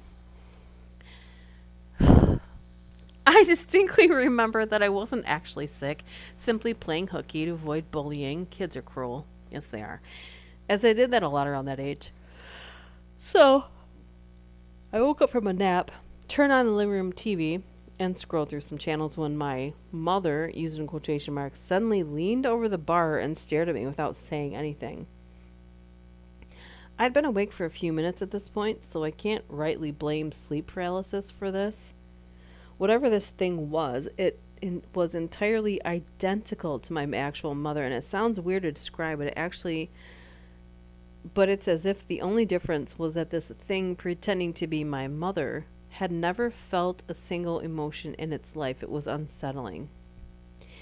It beckoned to me, and I attempted to talk to her as I would my mother.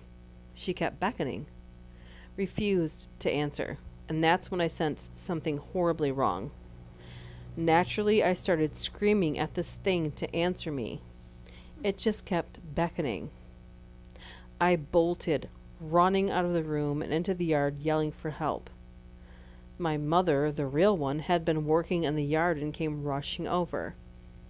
I told her what I had just seen, and she soothed me with easy explanations that it must have been a fever dream, but thankfully stayed by my side the rest of the afternoon, and I was a nervous wreck. Now, is that it? Did you ever see more? Like, these people need to update. Dang it. Tell Lazy Masquerade Reddit, but basically I just summed it up. Oh, okay. Good job, buddy.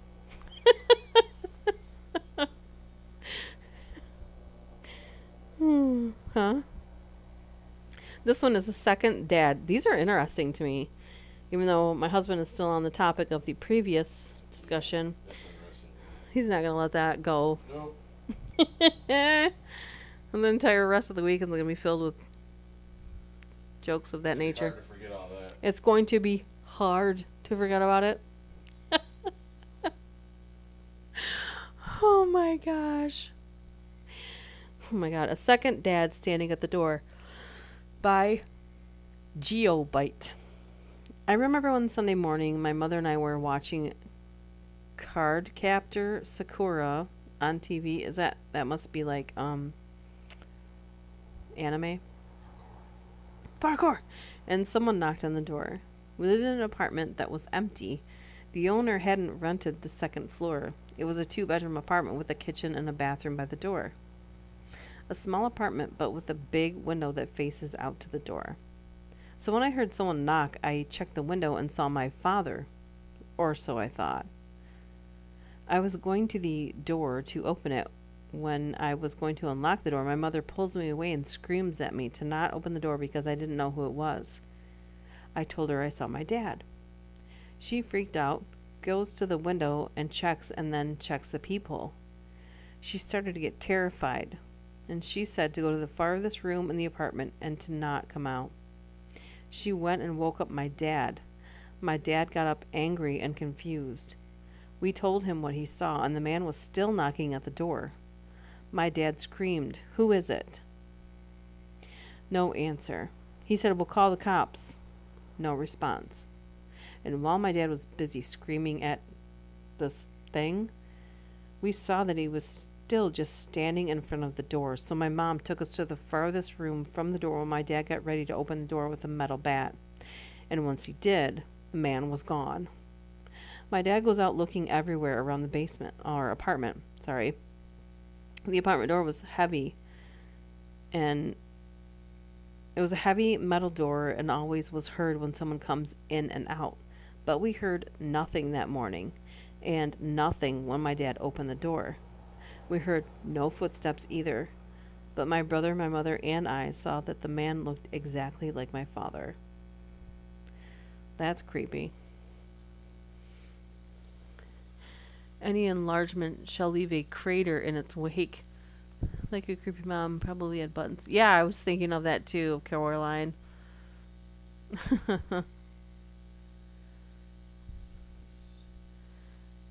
She yawns so hard that maybe she will go before me. I'm sleepy, but Dutch. Yeah, I yawn all times of the day like that, but I don't think I got up at 6:30 today just because I think the rain. You know, there's a different pressure when it's getting ready to storm, and it was like that last night too before we went to bed. It's not like that tonight. Good. It feels perfect right now. Let's see. This one says younger mother bringing the groceries from Redditor Celestial Spirit. When I was about 16 or 17, I was really heavy into doing the Ouija board or other stuff happened, but the doppelgangers were definitely the worst. The first one was my mom. I heard her come in and my best friend was with me. My friend and I walked down to greet her. She looked like a younger version of my mom and was carrying groceries, so I tried calling out to her, but she just didn't respond and walked into my brother's room. Then I got a sick feeling. I called out to her, but she didn't respond, so I followed her. She wasn't there. When I walked back down, my real mom had come in and didn't know what was going on. She was also wearing a different outfit. The next one was my brother. My mom was talking to him on the phone, and he said he was on his way home. As soon as he hung up, my brother walked in the door. He talked to us for a little. Mom wanted him to take out the garbage or something and then walked to the bathroom. He had been in the bathroom for like 15 minutes, and then I got that sick feeling again. I asked if he had fallen in or something, and then my real brother walked in and was freaked out. My mom checked on him all night to make sure he was okay. Both times they had darker eyes, and it sort of felt like a dream, but I was definitely awake, and other people witnessed it. Yeah, so basically, Coraline was about doppelgangers. Pretty much. A terrifying mother who locked herself away. This one's from Redditor Hyperham 51197 or 51197. I remember one time I was talking to my dad in the hallway of my house. I don't really remember what it was about. We both saw my mom clearly walk past us and into her room, shutting the door. I walked back out into the living room and my mother was still on the couch asleep. I looked back at my dad and he looks at me. We were both terrified. We both crept over to their bedroom and looked at the closed door. Neither of us went inside. I'm pretty sure my dad slept on the floor that night. And that's the end of it? Like, no. There has to be more to these stories. Parallel universe version of doppelgangers. Yeah. Yikes. Doppelgangers that refuse to speak.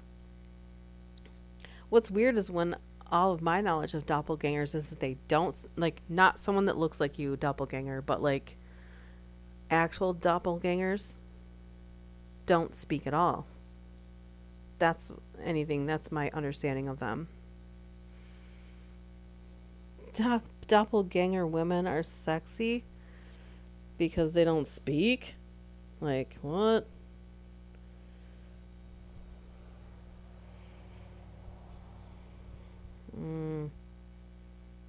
Or because they can swallow you whole.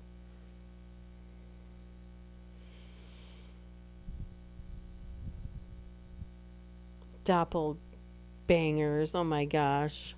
Tank. Doppelgangers, more like doppelbangers. Like, doppelgangers that refuse to speak. From Redditor, dun dun dun. Both times that my family experienced doppelgangers, the doppelgangers refused to respond when spoken to. Yeah, they usually don't. This was my sister's doppelganger, whom my brother told to go downstairs for lunch. She didn't answer. When my brother walked downstairs, he instantly saw my actual sister wearing a different shirt. She couldn't have passed my brother so quickly because the staircase led directly to our dining area. The second was my own doppelganger, who stood at my door at 12 p.m., mute and staring at my sister, who was using the computer. I wasn't actually home until 4 p.m. later that day after school. My sister didn't know that until she asked me why I was just staring at her without emotion earlier around noon. What? Most kids would throw something at their sibling if they were staring at them and didn't say anything. Me and my brother would have taken a handful of Matchbox cars and welted them at each other, but we are a different breed. That's for sure.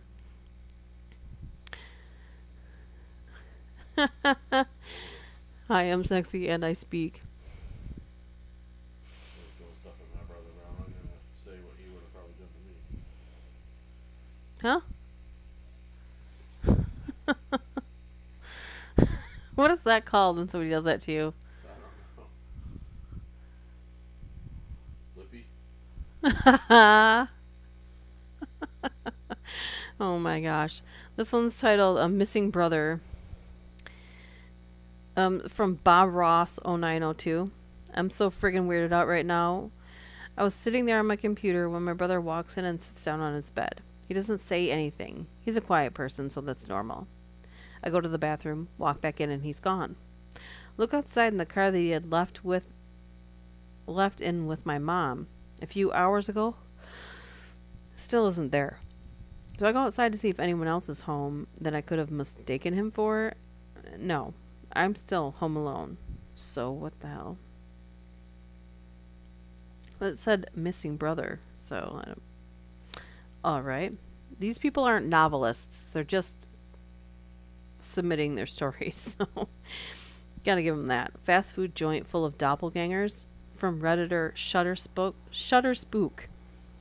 We had problems with doppelgangers at a fast food joint that I worked at. I had 2 separate sightings myself. Okay, this is weird, okay. Anyway. First, my general manager comes by to tell me in the drive-thru that the register person to clean the lobby, then goes to the restroom. So the register person and I come up with a plan and wait for her to come out. We see her walk out of the restroom, walk by us, and walk into the lobby. We go to catch her, but there's no one there. We turn around and she is now walking out of the bathroom. We tell her what we saw, but she didn't believe us. The second incident, manager and I are in the prep area. One of the girls who's working up front walks back and right into the walk-in cooler. After about 5 minutes of waiting, the manager asked me to go check on her. I open the walk-in door. There's no one there. As I'm trying to explain this to my manager, the girl in question walks into the prep area from the front. Needless to say, the manager believed me now and finally believed what had happened in the first sighting. So a haunted, like McDonald's? Creepy. Non-emotion. Oh, so you're one of those people that likes necrophilia. Got ya. Family members showing up at home. From Shubbykins.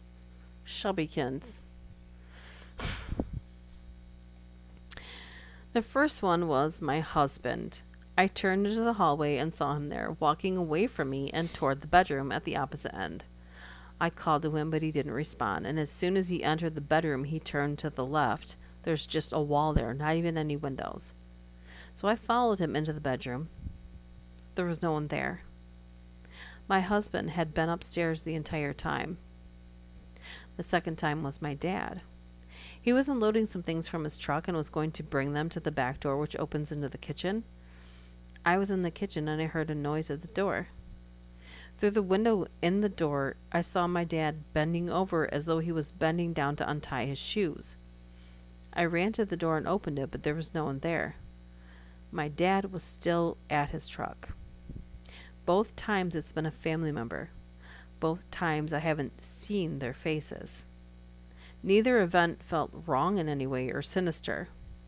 The movements that the figures made were exactly the movements my dad or husband would have made. That's weird. Somebody posted what looked like their pet fox panting and drooling on TikTok. And like, nice try, Skinwalker. I know you're not a dog. And everyone's like, that your dog is dehydrated. Go give your dog water. There's some people try to dabble in paranormal crap and they don't know or anything about it. Oh. Two doppelgangers make creepy parents. From Redditor O'Koff. I woke up one morning to my dad going to the kitchen and stopping by to say, "Hey, wake up." And then I took out my phone and started watching YouTube. I was awake for sure. Later, my mom was walking to the kitchen and did the same thing that my dad just did. Then I get out of my bed and see that my parents were still in their room. I asked them if they asked me to wake up while walking to the kitchen, and they said no. Can anybody explain this to me? Thanks for reading. No. Disappearing husband from Redditor Grillo7. My wife says she saw me standing in the kitchen doing something while I was actually at work at the time. She initially thought I had come home from work and was worried.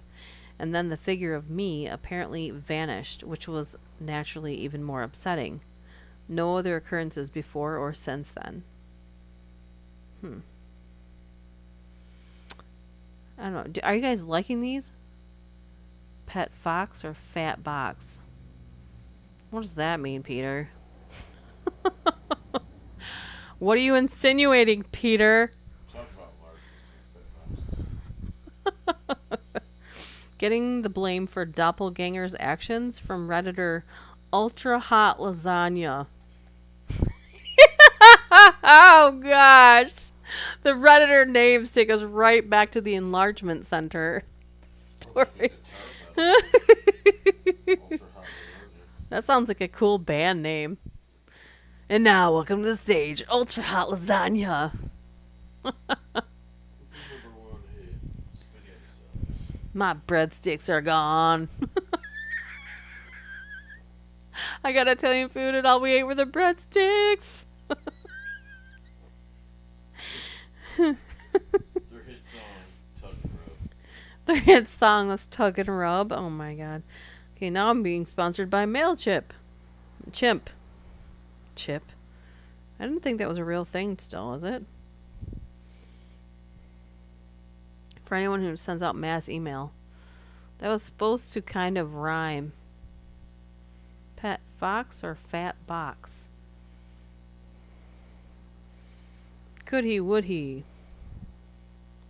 Da da da da. Trying to find this thing reloaded again, so going back to the okay.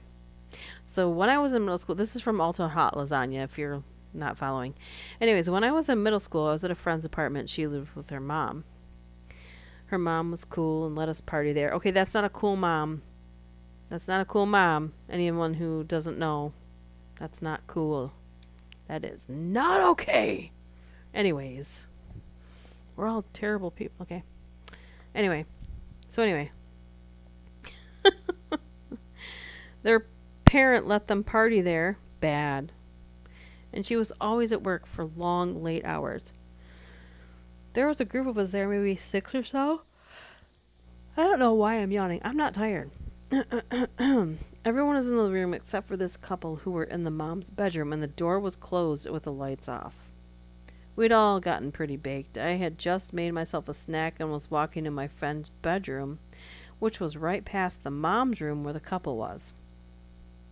And as I walked past the mom's bedroom door, out of the corner of my eye, I saw the door opening from the inside and a partial face or head that looked identical to my friend's mom, who was not home. I didn't think anything of it since there were so many people in this small apartment and kept walking and sat in my friend's room. A minute later, the girl who had been screwing around in that bedroom came out and yelled at me and asked why I had kicked open the door. I told her I saw someone come out of there, and she was adamant that I had walked in and kicked the door open. The more I thought about it, the weirder it was. I thought she was messing with me at first, but the person I saw didn't look like anyone that was there at the time. It looked so much like the mom. And if it were her, it would have meant that she had somehow snuck back into the apartment after being gone for hours, hidden in her room in the dark for over an hour while this couple was messing around in her bed, and then she would have been discreetly left the bedroom, past the living room full of people, to get to the front door. Okay. Sounds like a bunch of parallel versions of people being seen as doppelgangers, but some of these stories need more substance to them. Yes. Once again, these are not novelists. They're just people that are, There's all those doppelgangers that were at McDonald's. They're probably after so many doubles.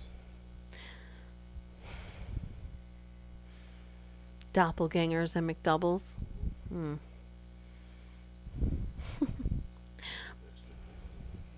Extra pickles and onions. Extra pickles. Ugh, I'm still not hungry. Puzzling brother baffles his sister, from Gentleman T-Bone. God. A similar thing happened. T-bone. A similar thing happened when I was living at my sister's house in college. My mom was in the basement, and the bathroom was on the second floor. One morning, she saw me in the hallway mirror behind her, walking toward the bathroom in the same clothes I was wearing. She said good morning, but I didn't even look like I noticed. I then came upstairs about 5 minutes later, and she seemed puzzled, thinking I was already upstairs. This freaked her out. A canine doppelganger, from Baby Kitten 28. This is just a little story that's probably not worth telling. Okay, great. So, but you told us anyway. But a couple of friends got a kick out of it. So I let my dog out at midnight one night, and after I left the door ajar for him to come back in, went about making some soup, something to drink, and after a couple of minutes, I hear his distinctive two long toenails trotting back in on the wood flooring. I know exactly what that sound is. I look up at the door and return to my meal, and then I hear my dog barking from outside. Any dog owner knows that there's no mistaking those toenails, so I was a little shocked that he had somehow back outside what had come in. It didn't really spook me. Okay, can you do spell check, you guys, when you submit these? I don't know if any of them are even listening to these, but it's like the stories need an enlargement. They're not big enough. Stories aren't big enough. They need procedural advice. I want to know more about the mom. Which one? I should really collect my motivation and write you a writing doppelganger story with lasagna and kittens. As long as the kittens aren't in the lasagna, please do. If you ever have a fever dream, actually, Peter has a few that he's submitted to my subreddit. Shall I read them, Peter? Let's do it. Hey, Peter, check out Channel 9. See if I can get to it. Hold on. Yeah. Mom or Mom's Fat Box. Oh, God. When was the last time I submitted to there? 29 days ago. Oh, wow. Okay.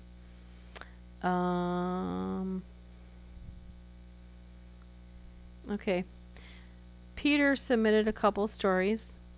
This one is my dream. This is yours, right, Peter? Plum Boy? My dream about Sylvester Stallone and Samuel L. Jackson. They were driving in a car. Samuel was at the wheel. He asked if he can smoke, but already did. Sylvester was in the back seat and said that he can, only if he wanted to die, and grabbed the cigarette to put it out. Samuel then put a weird helicopter helmet with straps on, and while his hands weren't on the wheel, Sylvester took the wheel. A car turned half in front of them, and Sylvester could obviously not reach the pedals. He panicked about which way to turn. While he avoided the accident, a car wobbled a little but stayed on the road. Samuel finished putting his helmet on, took the car to a railway yard, and laughed. Then I was Samuel and laughed. Then I woke up and laughed. Then I went to the bathroom and laughed. Then I came back and laughed. Now I'm writing this and laughing. Oh my god.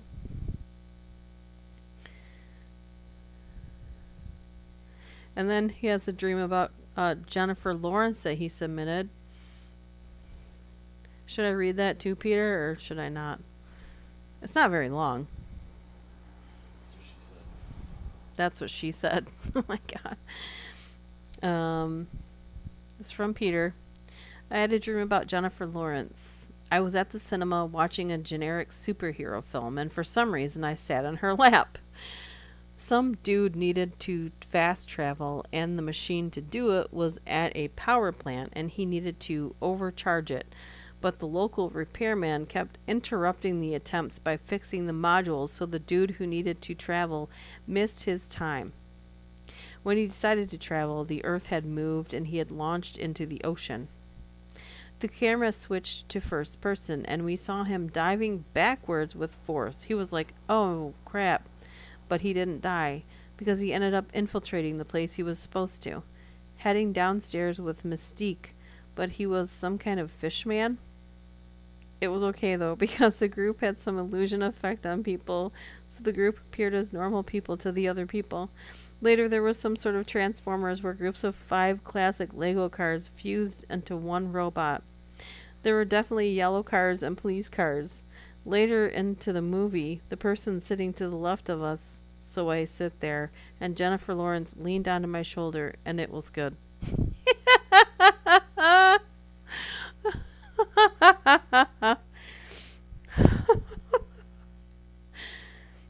Oh my gosh.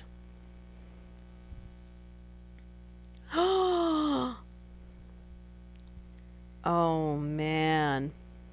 Okay, so I don't know if you guys ever go through Reddit and go through the confessions, because sometimes they're stupid, but sometimes they are just whoa.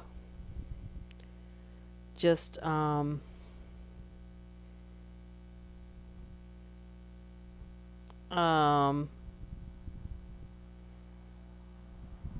yikes. Oh my god. Let me see. Lego Transformers. Love it. Oh my gosh.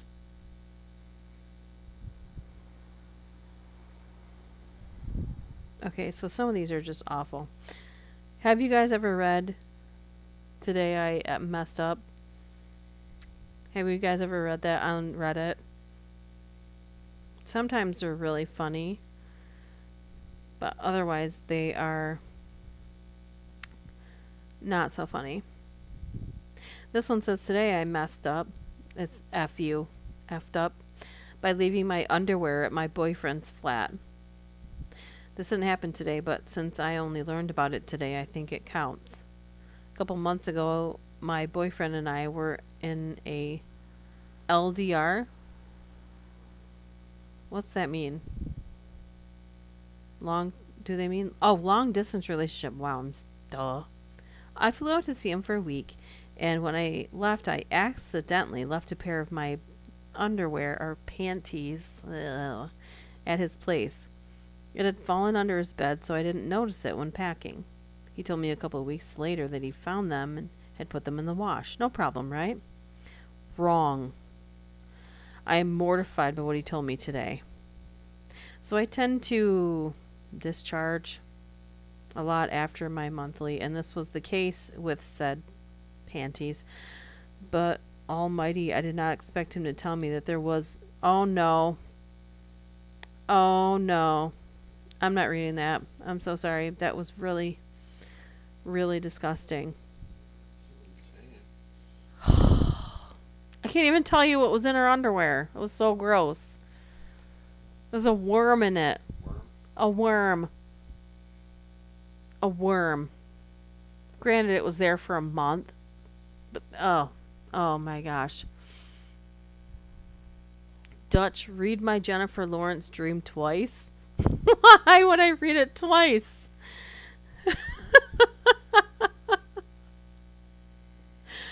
Oh my gosh. Ugh. There's one that's like asks, am I the asshole? Hold on a minute. People ask these questions all the time. There was one that like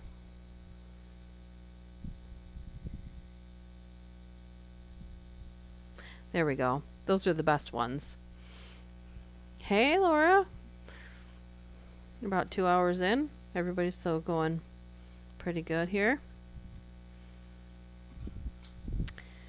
I really like listening to these Am I the Asshole stories, so this one says, and you guys can vote on this, am I the asshole for moving out because my mom sold concert tickets to help my sibling?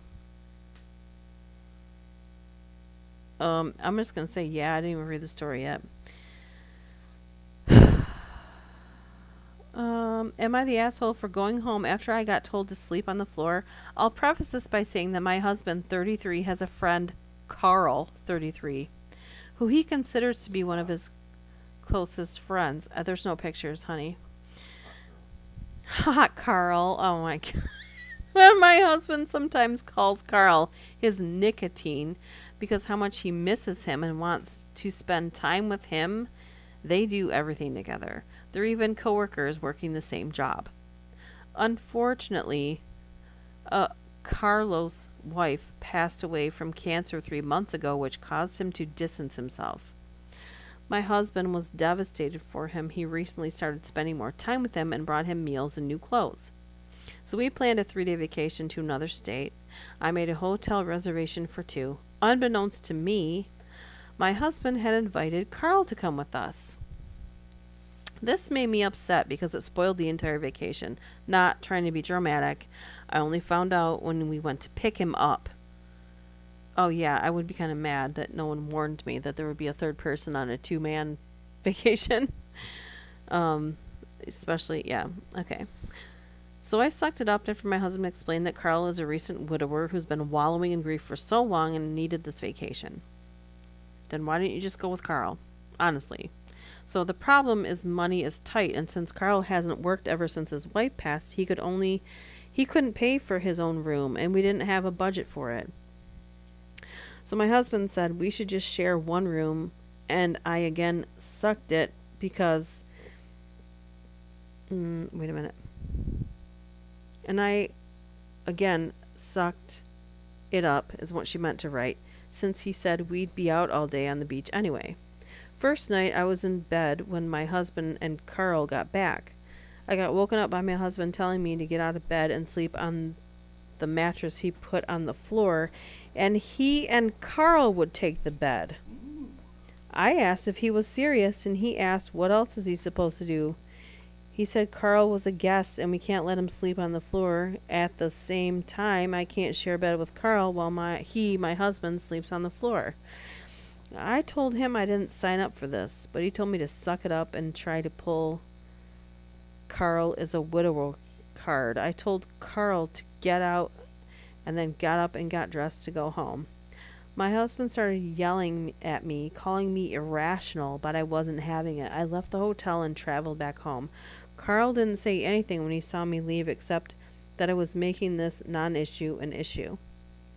They got back and my husband refused to even talk about it, but still said I ruined this for Carl and us and acted abhorrently and disgustingly. I admit Carl is struggling and I might have ruined this for him, but I didn't even know that he was coming. The comment below it says no shade here, but I think your husband might be into men, specifically Carl. I'm not going to throw my wife to the curb for a friend. Okay, how come Carl couldn't sleep on the floor? They had an extra mattress. Why wouldn't he just sleep there if it wasn't, you know what I mean? There's no way if me, you, and Todd went somewhere that you and Todd are taking the bed and I'm I don't sleeping know. on the floor. What? That doesn't make any sense. Sounds very suspicious. Yes, it does. That's weird. So I don't think she was the asshole. Oh my gosh. Ugh. Sometimes I want to read one that's good for you guys. Oh,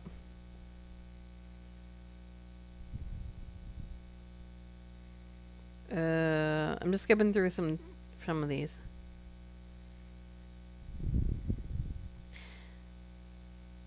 Okay, so am I the asshole for not waking up my partner and causing him to miss a family trip? My my 26 female and my partner 26 male have. Okay, so she meant herself, right? Have 5 daughters, 7, 6, 4, 3, and 5 months. For a long time, there's been an issue with him getting up to help with the kids of a morning. She's not typing well. Anyway, he thinks he should be able to sleep in on his days off of work. Well, if you didn't have 5 kids, you could. Well, I think he should get up and with the kids when the kids and I do, or it should at least be alternating who lies in a bit. We've been seeing a therapist who has mentioned he should be helping more in the mornings. You help make 5 kids. Recently, we had a family trip planned to the zoo with both of our parents, our sisters, and their kids. Previously, when we've gone out for the day, I've needed to shake my partner awake several times, and he lies in bed while I get the kids ready. He'll finally get up 5 minutes before we leave as I shout at him, I'm getting in the car. I've mentioned to him that this is very frustrating and it's a lot of work. I don't think we need to read any more to determine that they're not the asshole. The person is. Okay. Oh. Do you guys want me to read these anymore? I'm doing better than Laura. Thank you for asking. What's happening with Laura? Because she's cooking. He gave his hot Carl an enlargement.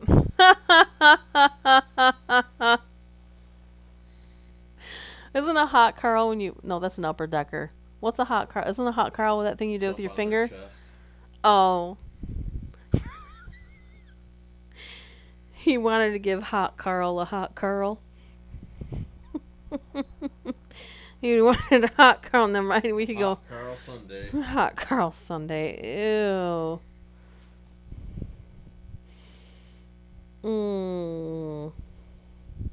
Am I the asshole for making my coworker upset and walking out of a shift? I, female 21, work at a bowling alley. I love my coworkers and my job. I'm always willing to pick up a shift if someone's asking me. So 2 weeks ago, my coworker asked if I could cover her shift for yesterday. Of course, I said yes. 2 days before, she sent me a message saying she wanted to work the shift herself because her mother would come and play a game of bowling. I didn't like it, but said yes. So I gave her back her shift. A day before that shift, she messaged me again, asking again if I could cover the shift because she was sick. I was kind of pissed, but sure. She was sick, so I was willing to cover for her. Fast forward to the day of the shift yesterday. I was working for her.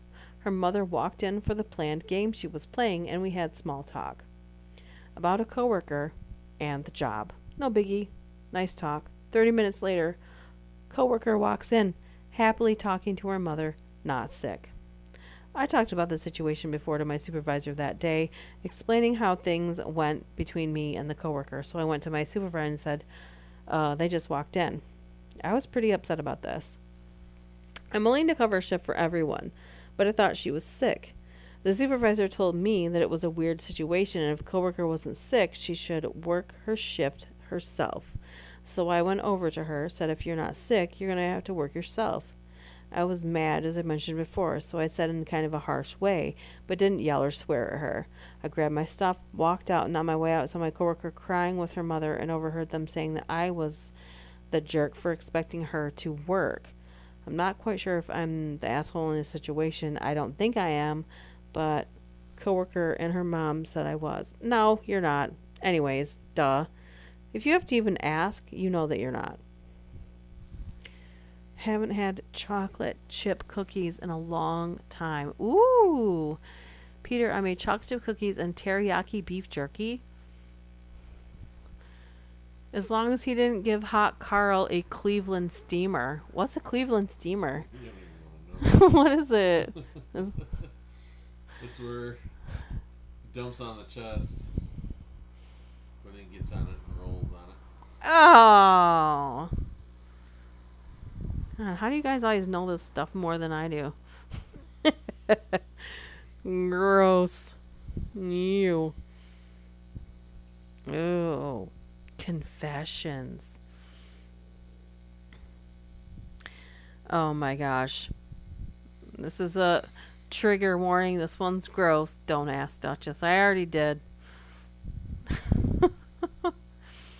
This guy, okay. This is confessions, and these are pretty bad. This one says, my girlfriend is disabled in a wheelchair. She doesn't actually need my help in the restroom. We're just going together so she can suck my That's basically it. When we go in public places, she likes to give stealth work. But when it's too busy for that, we go to the accessibility washrooms together and do that in there. Everyone assumes I'm just helping her do her business. She doesn't actually need help in there. She just wanted a hearty low. Oh my lord. Gross.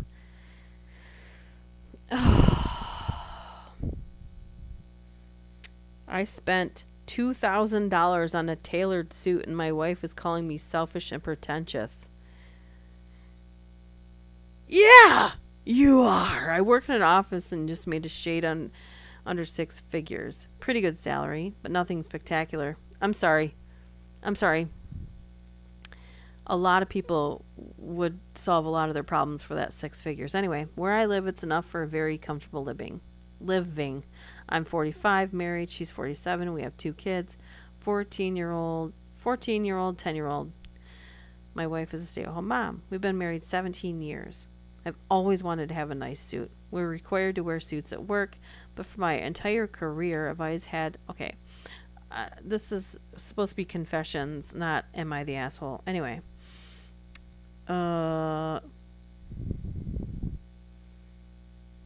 Wow. This one's pretty mean. I can't stand my wife most of the time because she's gross, stubborn, materialistic, and does nothing. Did you write this? That's me. So I love my wife. I really do. She's very affectionate, loving. You just such a... She's... And loves to snuggle. That said, I go bonkers in my head having to deal with her. She's from the Philippines and grew up as the middle child with her twin and two other sisters. No dad in the picture. Well, given they sometimes have weird views on medicine, these are the author's writings, not mine. And old wives' tales views, she's very unhygienic. Despite working 3 days a week, she only showers once a week. After doing the deed, she does wash up. I always catch her picking her nose, ears, etc., scratching at her feet or her hair for dandruff because she picks at stuff and then touches her face and often has acne issues. It doesn't sound like you like your wife at all. Oh my god. Gross. Oh, this might be good. I often lie to my parents about my friends. I have no friends. I tell my parents I have friends just so they don't ask questions about me being antisocial. Having no friends led to loneliness, which led me to being depressive and unalivable thoughts. Also, my parents don't know about that. Wow. There's some really crazy confessions on here that I can't even read, you guys, because they're so... This one's real simple. They... in 20 seconds. I want to be in a female-led relationship. You want to be bossed around? Oh, here we go. Pooped in floor at bar. The other night, the bar was so packed there was a long line to use the bathroom. I couldn't leave because I had to pay my tab. So I'm waiting in line to pay and just pooped in floor. That's called a hot schlitz. There were so many people around that no one even noticed. Like, how do you just poop on the floor? Oh, here it is. I was wearing a kilt, so I didn't even have to drop pants or anything. Aye. I then stepped up to bar counter, paid my tab, and left. Heard people yelling, "Ew!" when I just step in as I was leaving, but never even turned around to look. That was posted 2 hours ago. I can't take it no more. I got the captain's log. The mad poopa. Ooh. Ah. I'm beaming it down, Scotty. Oh my god. What does it mean? Brownies. I don't have a 6-figure wife. It's awesome to send them with those goods for their trip, Laura. Oh, don't get me started either on the young persons not wanting to work and getting mouthy and whiny when they're not allowed to just skip work. Yeah. Yeah. Oh. Let me see. I'm sorry. I'm just scanning topics to see.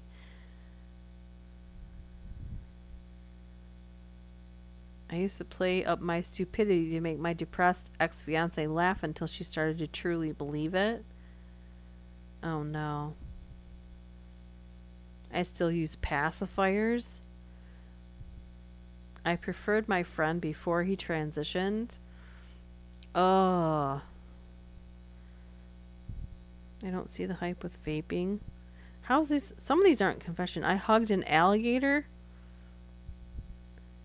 I'm doing some community service and got to hug an alligator. It felt really weird holding him at first, but come to think of it, it was just like holding a baby. Skin felt rough on his back and it's very soft on the stomach. I even learned that they have 2 eyelids. Thumbs up. Oh, they actually have 3 eyelids. 2 of them are... Okay, I don't know if this is like... What? These are supposed to be confessions. I ignored my best friend when they needed me. Ooh. Bit of a random one, but I really find enjoyment helping people at the store. I feel so free. I can confess everything I've done and no one will believe me anyway. I've done a lot of crap in my life for someone my age, and what I've done is so ridiculously unbelievable that if I tell someone, they think I'm joking, lying, or being sarcastic. I don't reveal everything about what I've done, in the odd chance someone realizes I'm telling the truth and the wrong info gets into the wrong hands. But yeah, I'm basically retired now, so I'm going to have fun on this online place telling people what I've done with no consequence. Oh, great. Let's look up Hydro Lad. He only has 1 post. Let's see what else he's posted. Continue. Okay. Yeah. God knows. Seriously, it's selling used socks and shoes for money. Do you guys want more of these confessions, or do you want me to go to another list of stories? It's people confessing how dumb they are because they don't know what a confession is. No kidding. God, sorry. I'll go back to the other things. These are terrible. Oh my god, they suck.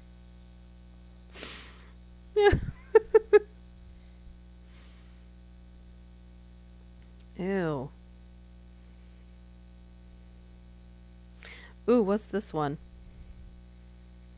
25 Redditors shared the most terrifying things they found in someone's home.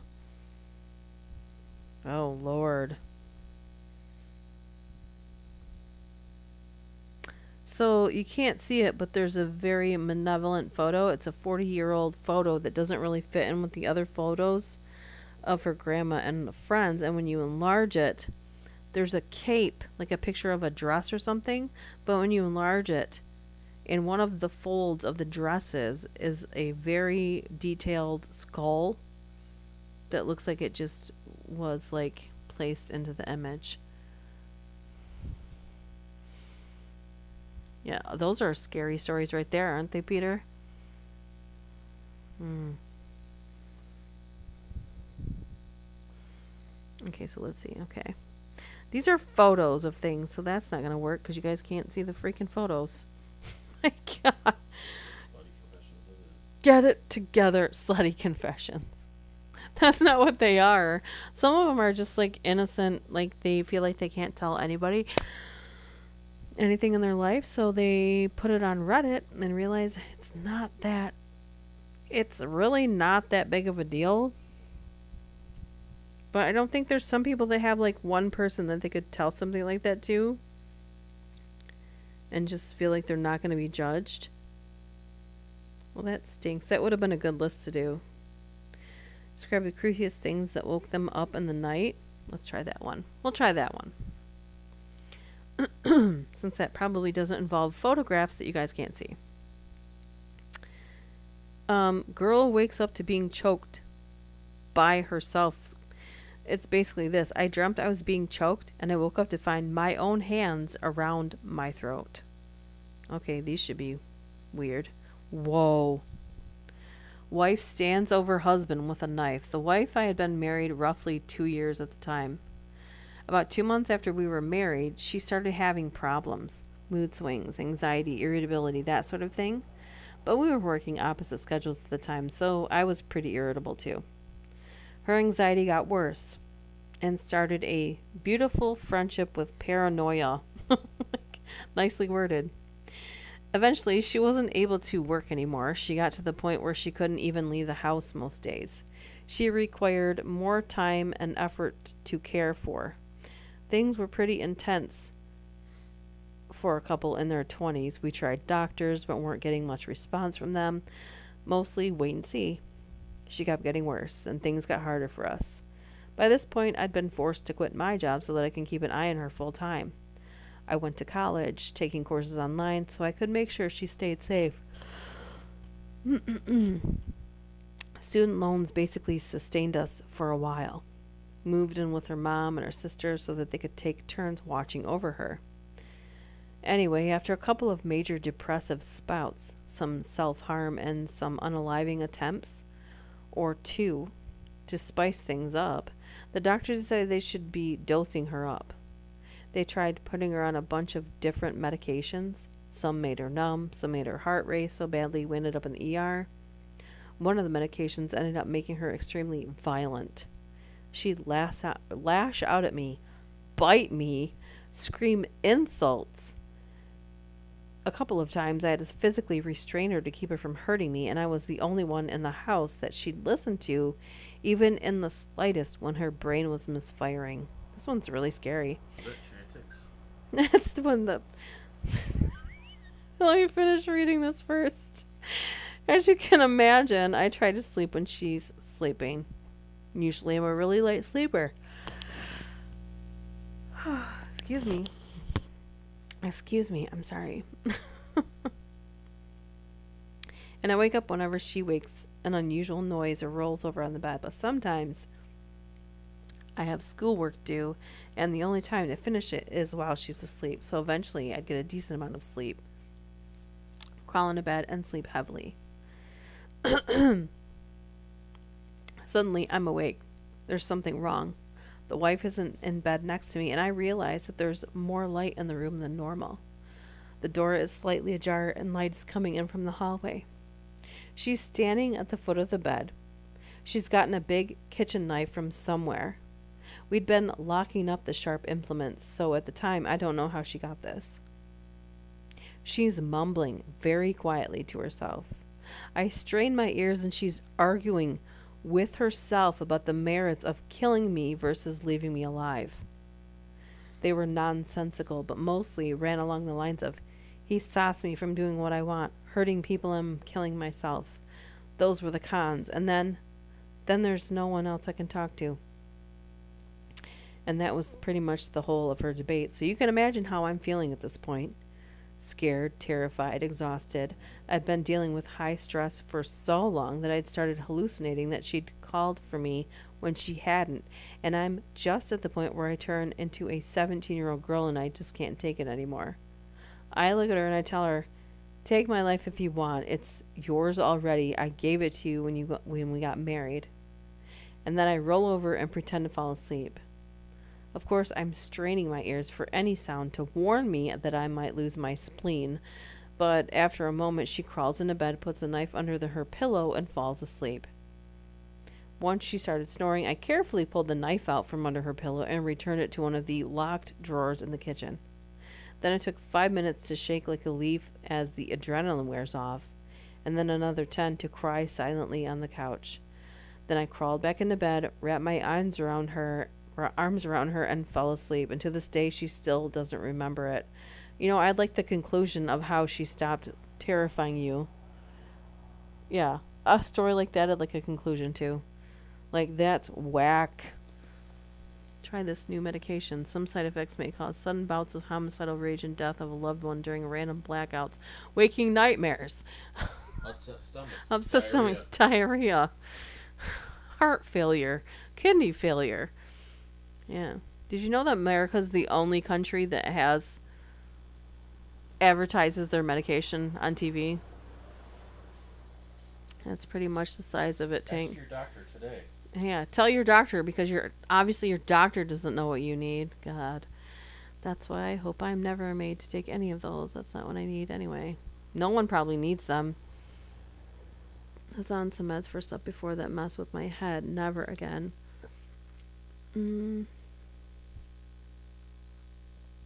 Yeah. If there's more side effects, then there's some people that absolutely need medication to keep their things where they need, it could be a physical thing or a mental thing. But for those that it's temporary or it's not necessary, it can really cause more harm than good. Man. That's crazy. Boyfriend gets strangled in his sleep. I woke up from an unsettling dream because my wrists were really sore. Turns out my boyfriend at the time had his hands clamped tightly around my wrists because I had full on tried to strangle him in his sleep, and he was trying to get me off of his throat. To this day, I have no memory or idea of why I was strangling him. Didn't you say I used to hit you in my sleep? Yeah, kick me. Kick you? Like, in what way? Like, Kick me off the bed before. I've kicked you off the bed before? How? Just boom. It's not funny because I don't even know that that's occurred. That's not okay, but Push a lot. I push a lot? He Yeah. wants me off the bed so Carl can get in there. Please, never hot Carl me. And I'll never hot Carl you. Deal? Deal. I have a lot of crazy dreams. And I notice that I've either been talking in my sleep lately or wake myself up from talking, or I think I'm talking in my sleep. You mumble a lot. I mumble a lot in my sleep. That clown has no penis. What are you dreaming about? Son calls father by name, then warns him. So my old coworker had a son that was in his mid-30s. And he had a son named Hunter that was 4 or 5. She said that Hunter would have bad dreams and that he would sleep with his dad when he got scared. One night he woke up because he heard Hunter calling him. But he was calling him by his name, not Dad. So he went to his room and he was asleep. He woke up and said, "Hunter, you were calling me. Is everything okay?" And Hunter said, "Dad, when they call you, you're not supposed to answer," and fell back asleep. He asked him about it in the morning, but he said he didn't remember saying it. Ew. Oh. Kids can say the most terrifying things, like, ugh. Whew. Brother follows sister downstairs and disappears, so it's another doppelganger one. I'm skipping it. Girl hears shower turn on, finds no one there. I woke up one night around 1 a.m. when I heard the shower was on. I first thought it was my brother since he works night shifts, so thought he came in late and was taking a shower. It went on for about a half an hour until I got up to see what he was doing. No one was in the shower. My brother wasn't even home yet, and I was still the only one in the house. Until this day, I have no idea how it turned on or who did it. It's been 5 years and I still think about it. Like, yeah. Yeah, it would be pretty obvious if somebody, yeah. Brother gets eerie phone call from sister. One morning about 1 a.m., I got a phone call from my little sister's cell phone. She lived in a time zone to the east, so it was 2 a.m. there. It woke me up and I immediately sensed that something was very wrong. I picked up the phone and groggily said, "Hello?" When I heard a muffled woman's voice, possibly my sister's, saying, "Please help me." She sounded terrified and desperate. I immediately thought I was having a taken moment. My sister's being kidnapped, tortured, and all she could do is call me for help. Should I hang up and call 911? Should I yell into the phone? Should I keep listening and try to pick up some sort of relevant information? I really wish I had one of those fancy phones recording devices that taken guy had right then, so I opted to keep listening, and as I did, I occasionally heard muffled yelling and screaming. And much to my horror, her phone must have been hidden away pretty well. Then something strange happened. I heard what was clearly my sister's voice, also muffled, but completely calm. I didn't hear what she said, but it was a very casual conversational tone. Then I noticed for the first time that there was also scary music along with the yelling and stuff in the background. My sister had butt dialed me in the middle of a freaking scary movie at 2 o'clock in the morning. I hung up and called her back and yelled at her.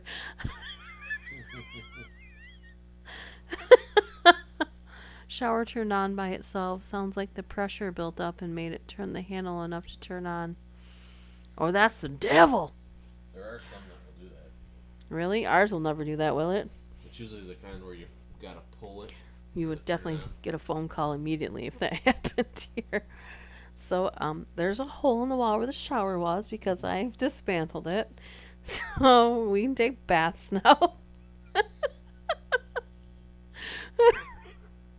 Man feels something holding his foot. I once woke up in the middle of the night and thought I felt something holding onto my foot, which was sticking out of the covers. Oh, come on. You can't have your feet sticking out of the covers or over the side of the bed. That's just rule number one of being a person. Yeah, monsters will eat your feet. I looked over but didn't see anyone, so I went back to sleep. A little while later, I woke up again with the distinct feeling that someone was touching my foot again. I didn't see anyone. I thought to myself, maybe I should get up and turn the light on, but then I swear I heard this voice say, "There's no use. The light is burned out anyway."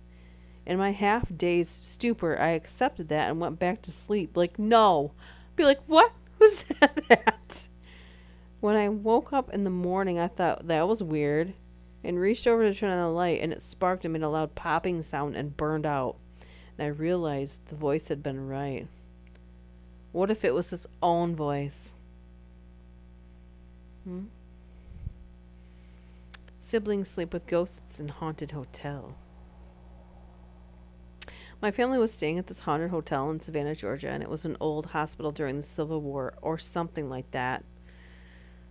And my brother and I were sharing a bed. First night I woke up to him smashed up against the headboard. No noise and movement at all.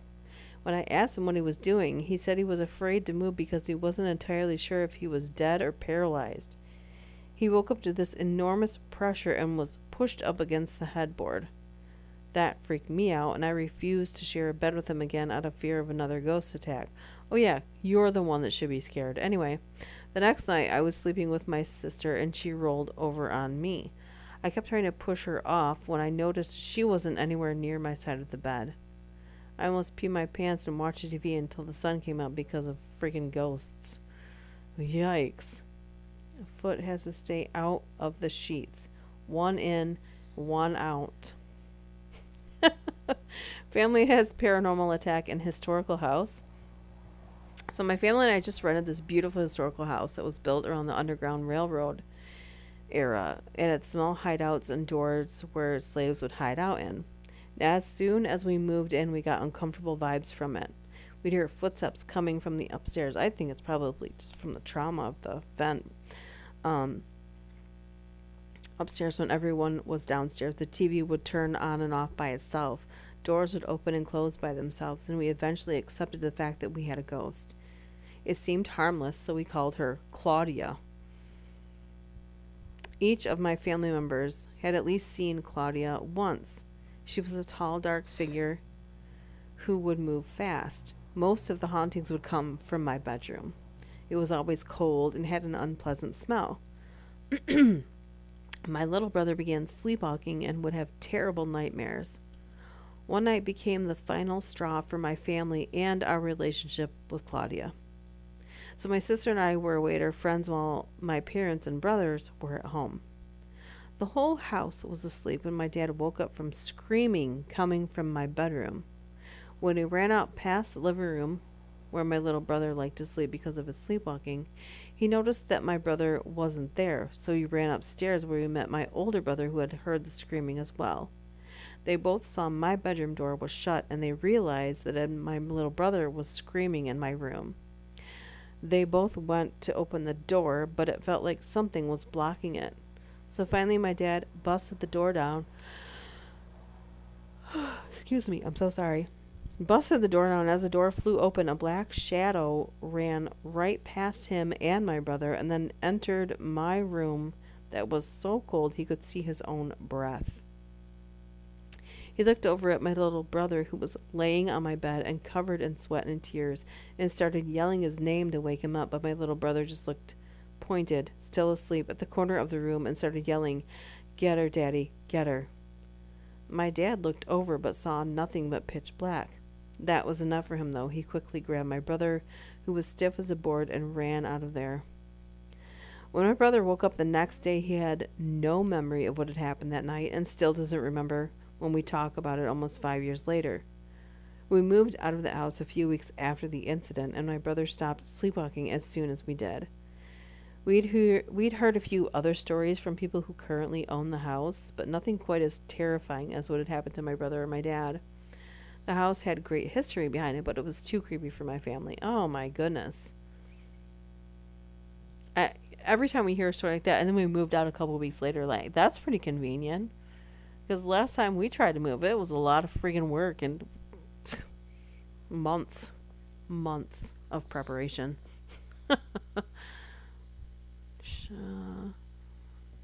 Shadow people. More like both locked in. The only time I can put my feet out of the covers is if it's summer and it's hot in the bedroom. I don't remember last time we tried to sleep without air conditioning in the summer. It's really hard. That's another thing we only have here too. Like, Peter, I don't know if you guys have air. Did we talk about that before? If you want to go to sleep, go to sleep. Hey, man. I probably will.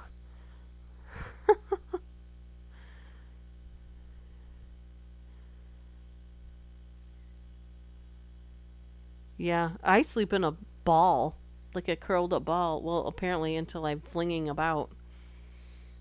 I usually end up tucked up like a taco, but I usually end up everything flailed out.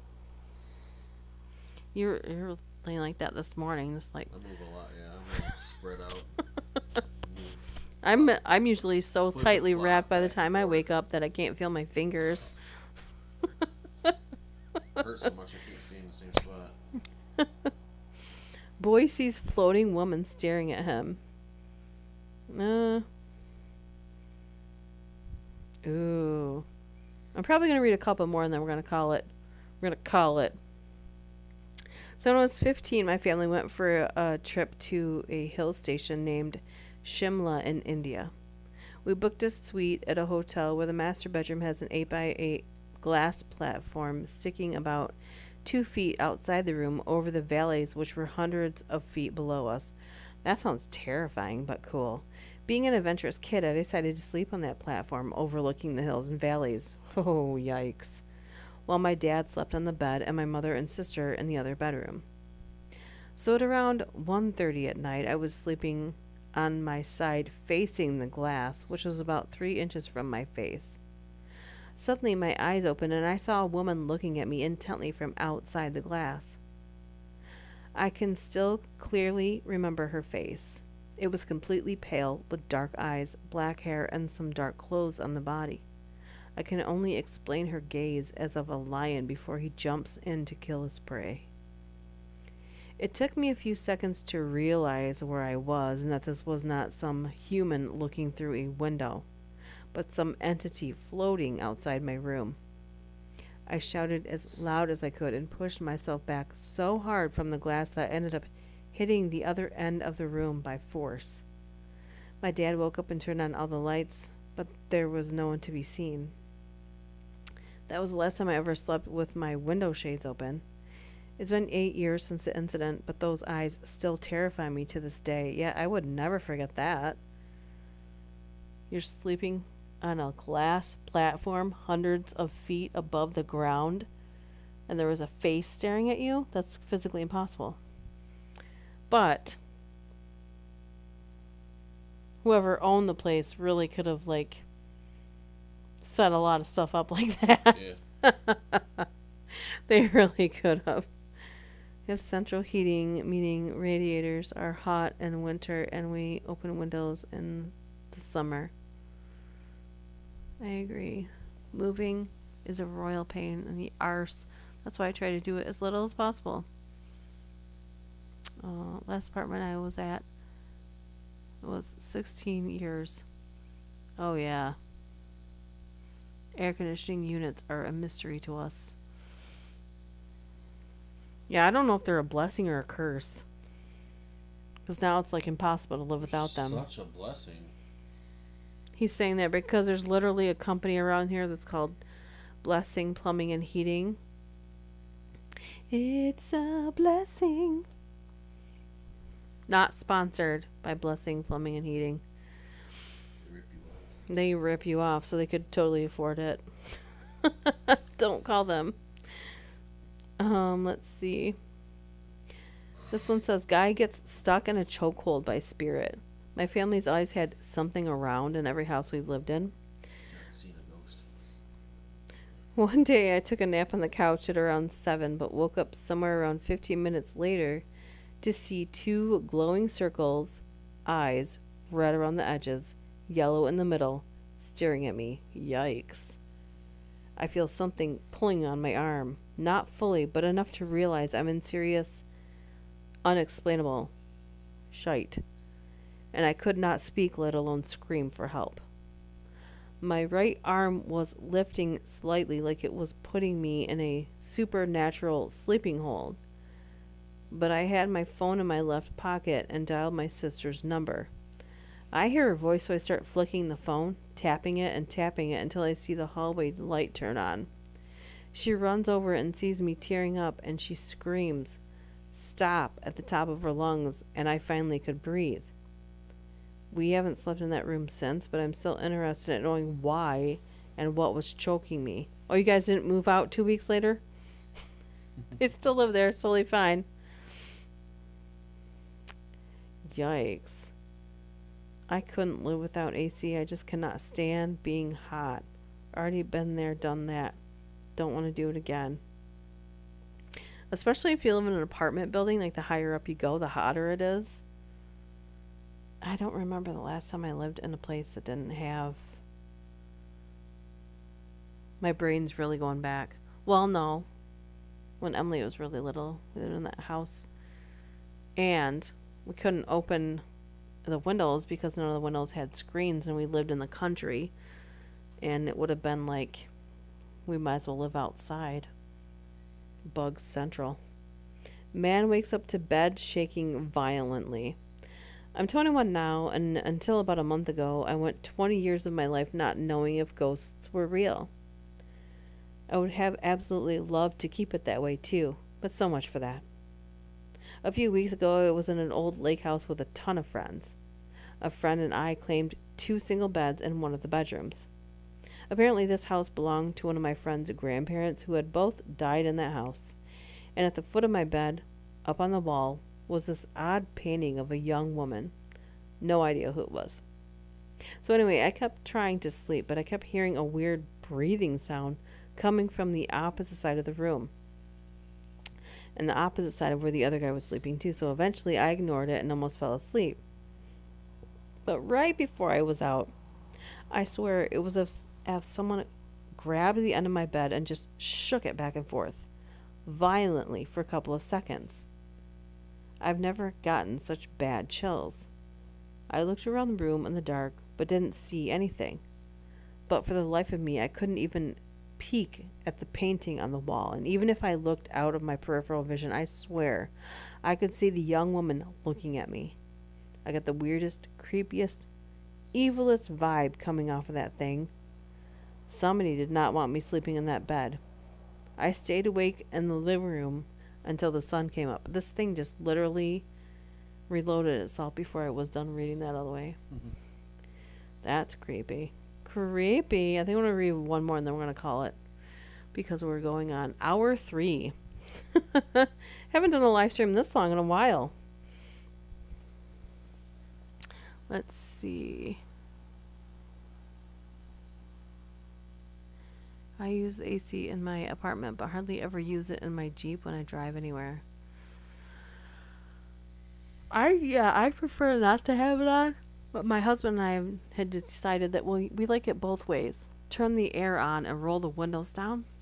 But then also when the winter, turn the heat up and roll the windows down.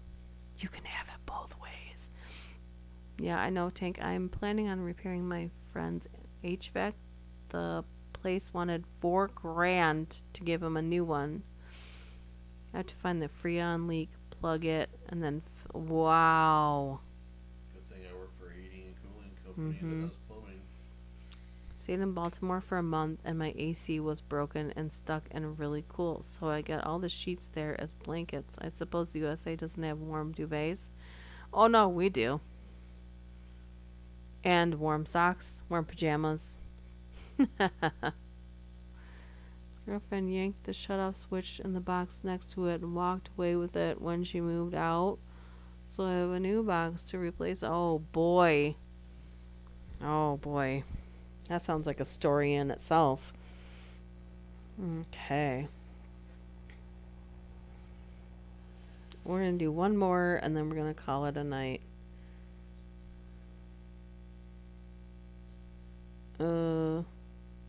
This one says, girl encounters unexpected visitor downstairs.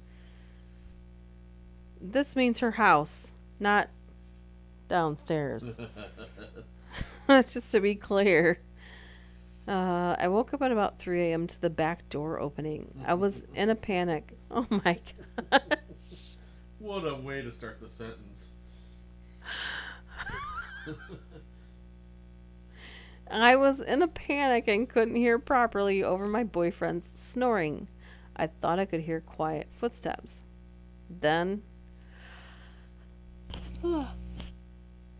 excuse me, then I heard the lounge door open and all this noise. I tried to wake my boyfriend up quietly by nudging him and shaking him, but that fucker wouldn't wake up.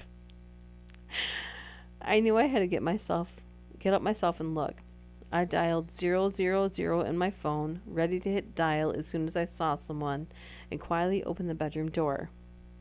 The lounge room door was open a little bit. I turned my phone light on, ready to bust some chops, and kick the door open.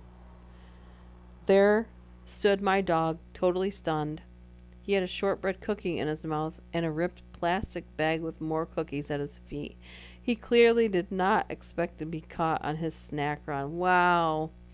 Well, I'm kind of glad it ended on a stupid story for the ending of the live stream, considering a strong topic that we stumbled into. Yeah. A large topic. I didn't even mean to say that. A long, large live stream. You stumble on one enlargement story, it ruins your whole night. Well, it probably ruined somebody's night. I don't know.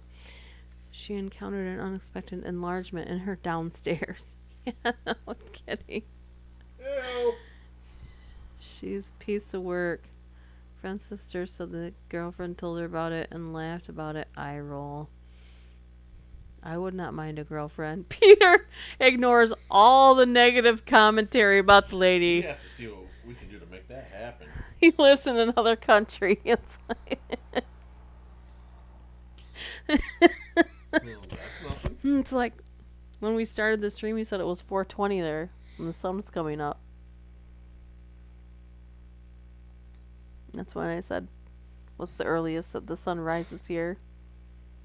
Unlike the most likely to be the earliest sunrise is probably like 5 o'clock in the morning, right?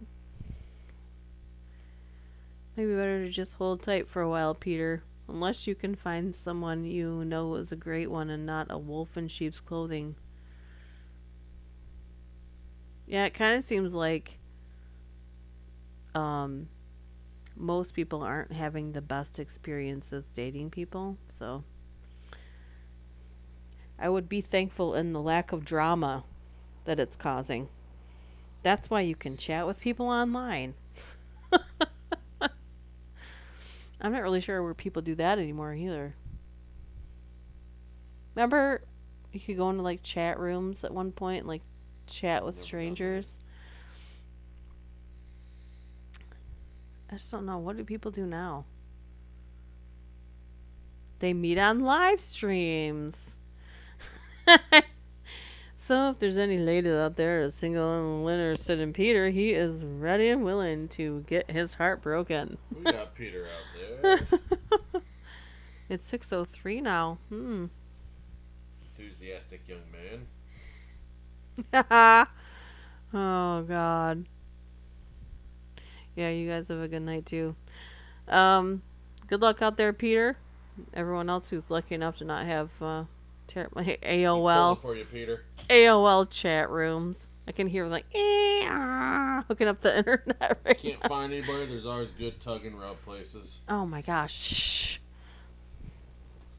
How do you know? Because there is.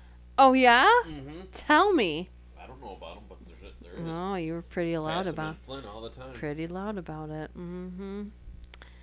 Anyways, Or a flashlight. that man's gonna be someone that we remember today. We remember Michael today. Formerly a guest on this live stream. Someone said where? Tug and rug. Rub home version. Somebody should open a rug store and call it Tug and a Rug. They're all slightly discovered and they're really stiff. This is a happy ending version. Why are all these rugs Pull it have on up and take it home. Why do these rugs have smiley faces on them? All right. This rug is hard on the end. You know it's cause Google told him. All right, you guys. I'm gonna thank you for coming, and I don't know if I'll have a video out soon, but we will do another live stream soon because it's too long in between. These are fun. These are fun. Good times. There was also MIRC. What's MIRC? ICQ. No one probably even knows what that is. I don't. What's ICQ? Oh, there's Yahoo Messenger, isn't there? But do people talk to strangers on there? Used to a long time ago. Squirrel. Squirrel. Oh my. There's MySpace. MySpace. Somebody What's brought that other one that you still have a profile on? Hot or Not. Forever ago, I put my picture on this website called Hot or Not, and I don't remember any of the stuff. Was that created by Hillary Swank? But once in a great while, I get an email from it, And I don't remember any of. I like. Why don't they close down your account if you're inactive? Why is it still there? Anyways, Who's that guy? Tom? from MySpace. Oh yeah. No, that was from Facebook. I thought it was MySpace. No. Oh, anyways, I'll let you guys go. You guys have a good night, and thanks for joining me on this Saturday night when you could be doing anything else, and literally anything else besides listen to us. But MSN Messenger. Oh my god. Hopefully no one will remember that I said that one. It was like Yahoo Messenger. I use that one all the time. Oh my gosh. You just pop up on a stranger's computer back in the day. You're like, who the hell are you? What's up? Who are you? Yeah. People were just like, so what's up? Who? Oh, nothing. Who are you? How's it hanging? I'm a son to Peter. I chatted more than I realized. Yeah, people don't do that anymore, do they? I think that's how people met people. There's probably some chat site for that. I don't know. You guys can tell me about how that went. Do some deep diving research and We used to pick up See. the phone off the wall and dial a number and say, "Hey, girl." who said that to people. People did. People did, not you. No, not me. I was in the weight room. He didn't have to ask where the weight room was. He was in the weight room. All right. All right. Okay. I'm going to say goodnight now, and thanks for joining me because we could just chatter on and on needlessly and endlessly for hours. And then he'll be snoring next to me on the couch while I'm still talking to you guys. Anyways, I've stayed awake. stayed awake this whole time. It's 10 past 11 I'm here. so proud of you. It's way past his bedtime. Okay. All right. Good night, you guys. Hope you have a good night and have a good day, Peter. Myself 'cause a it's- tug and rub. my God. Oh my God. All right, you guys. Have a good night. See you soon.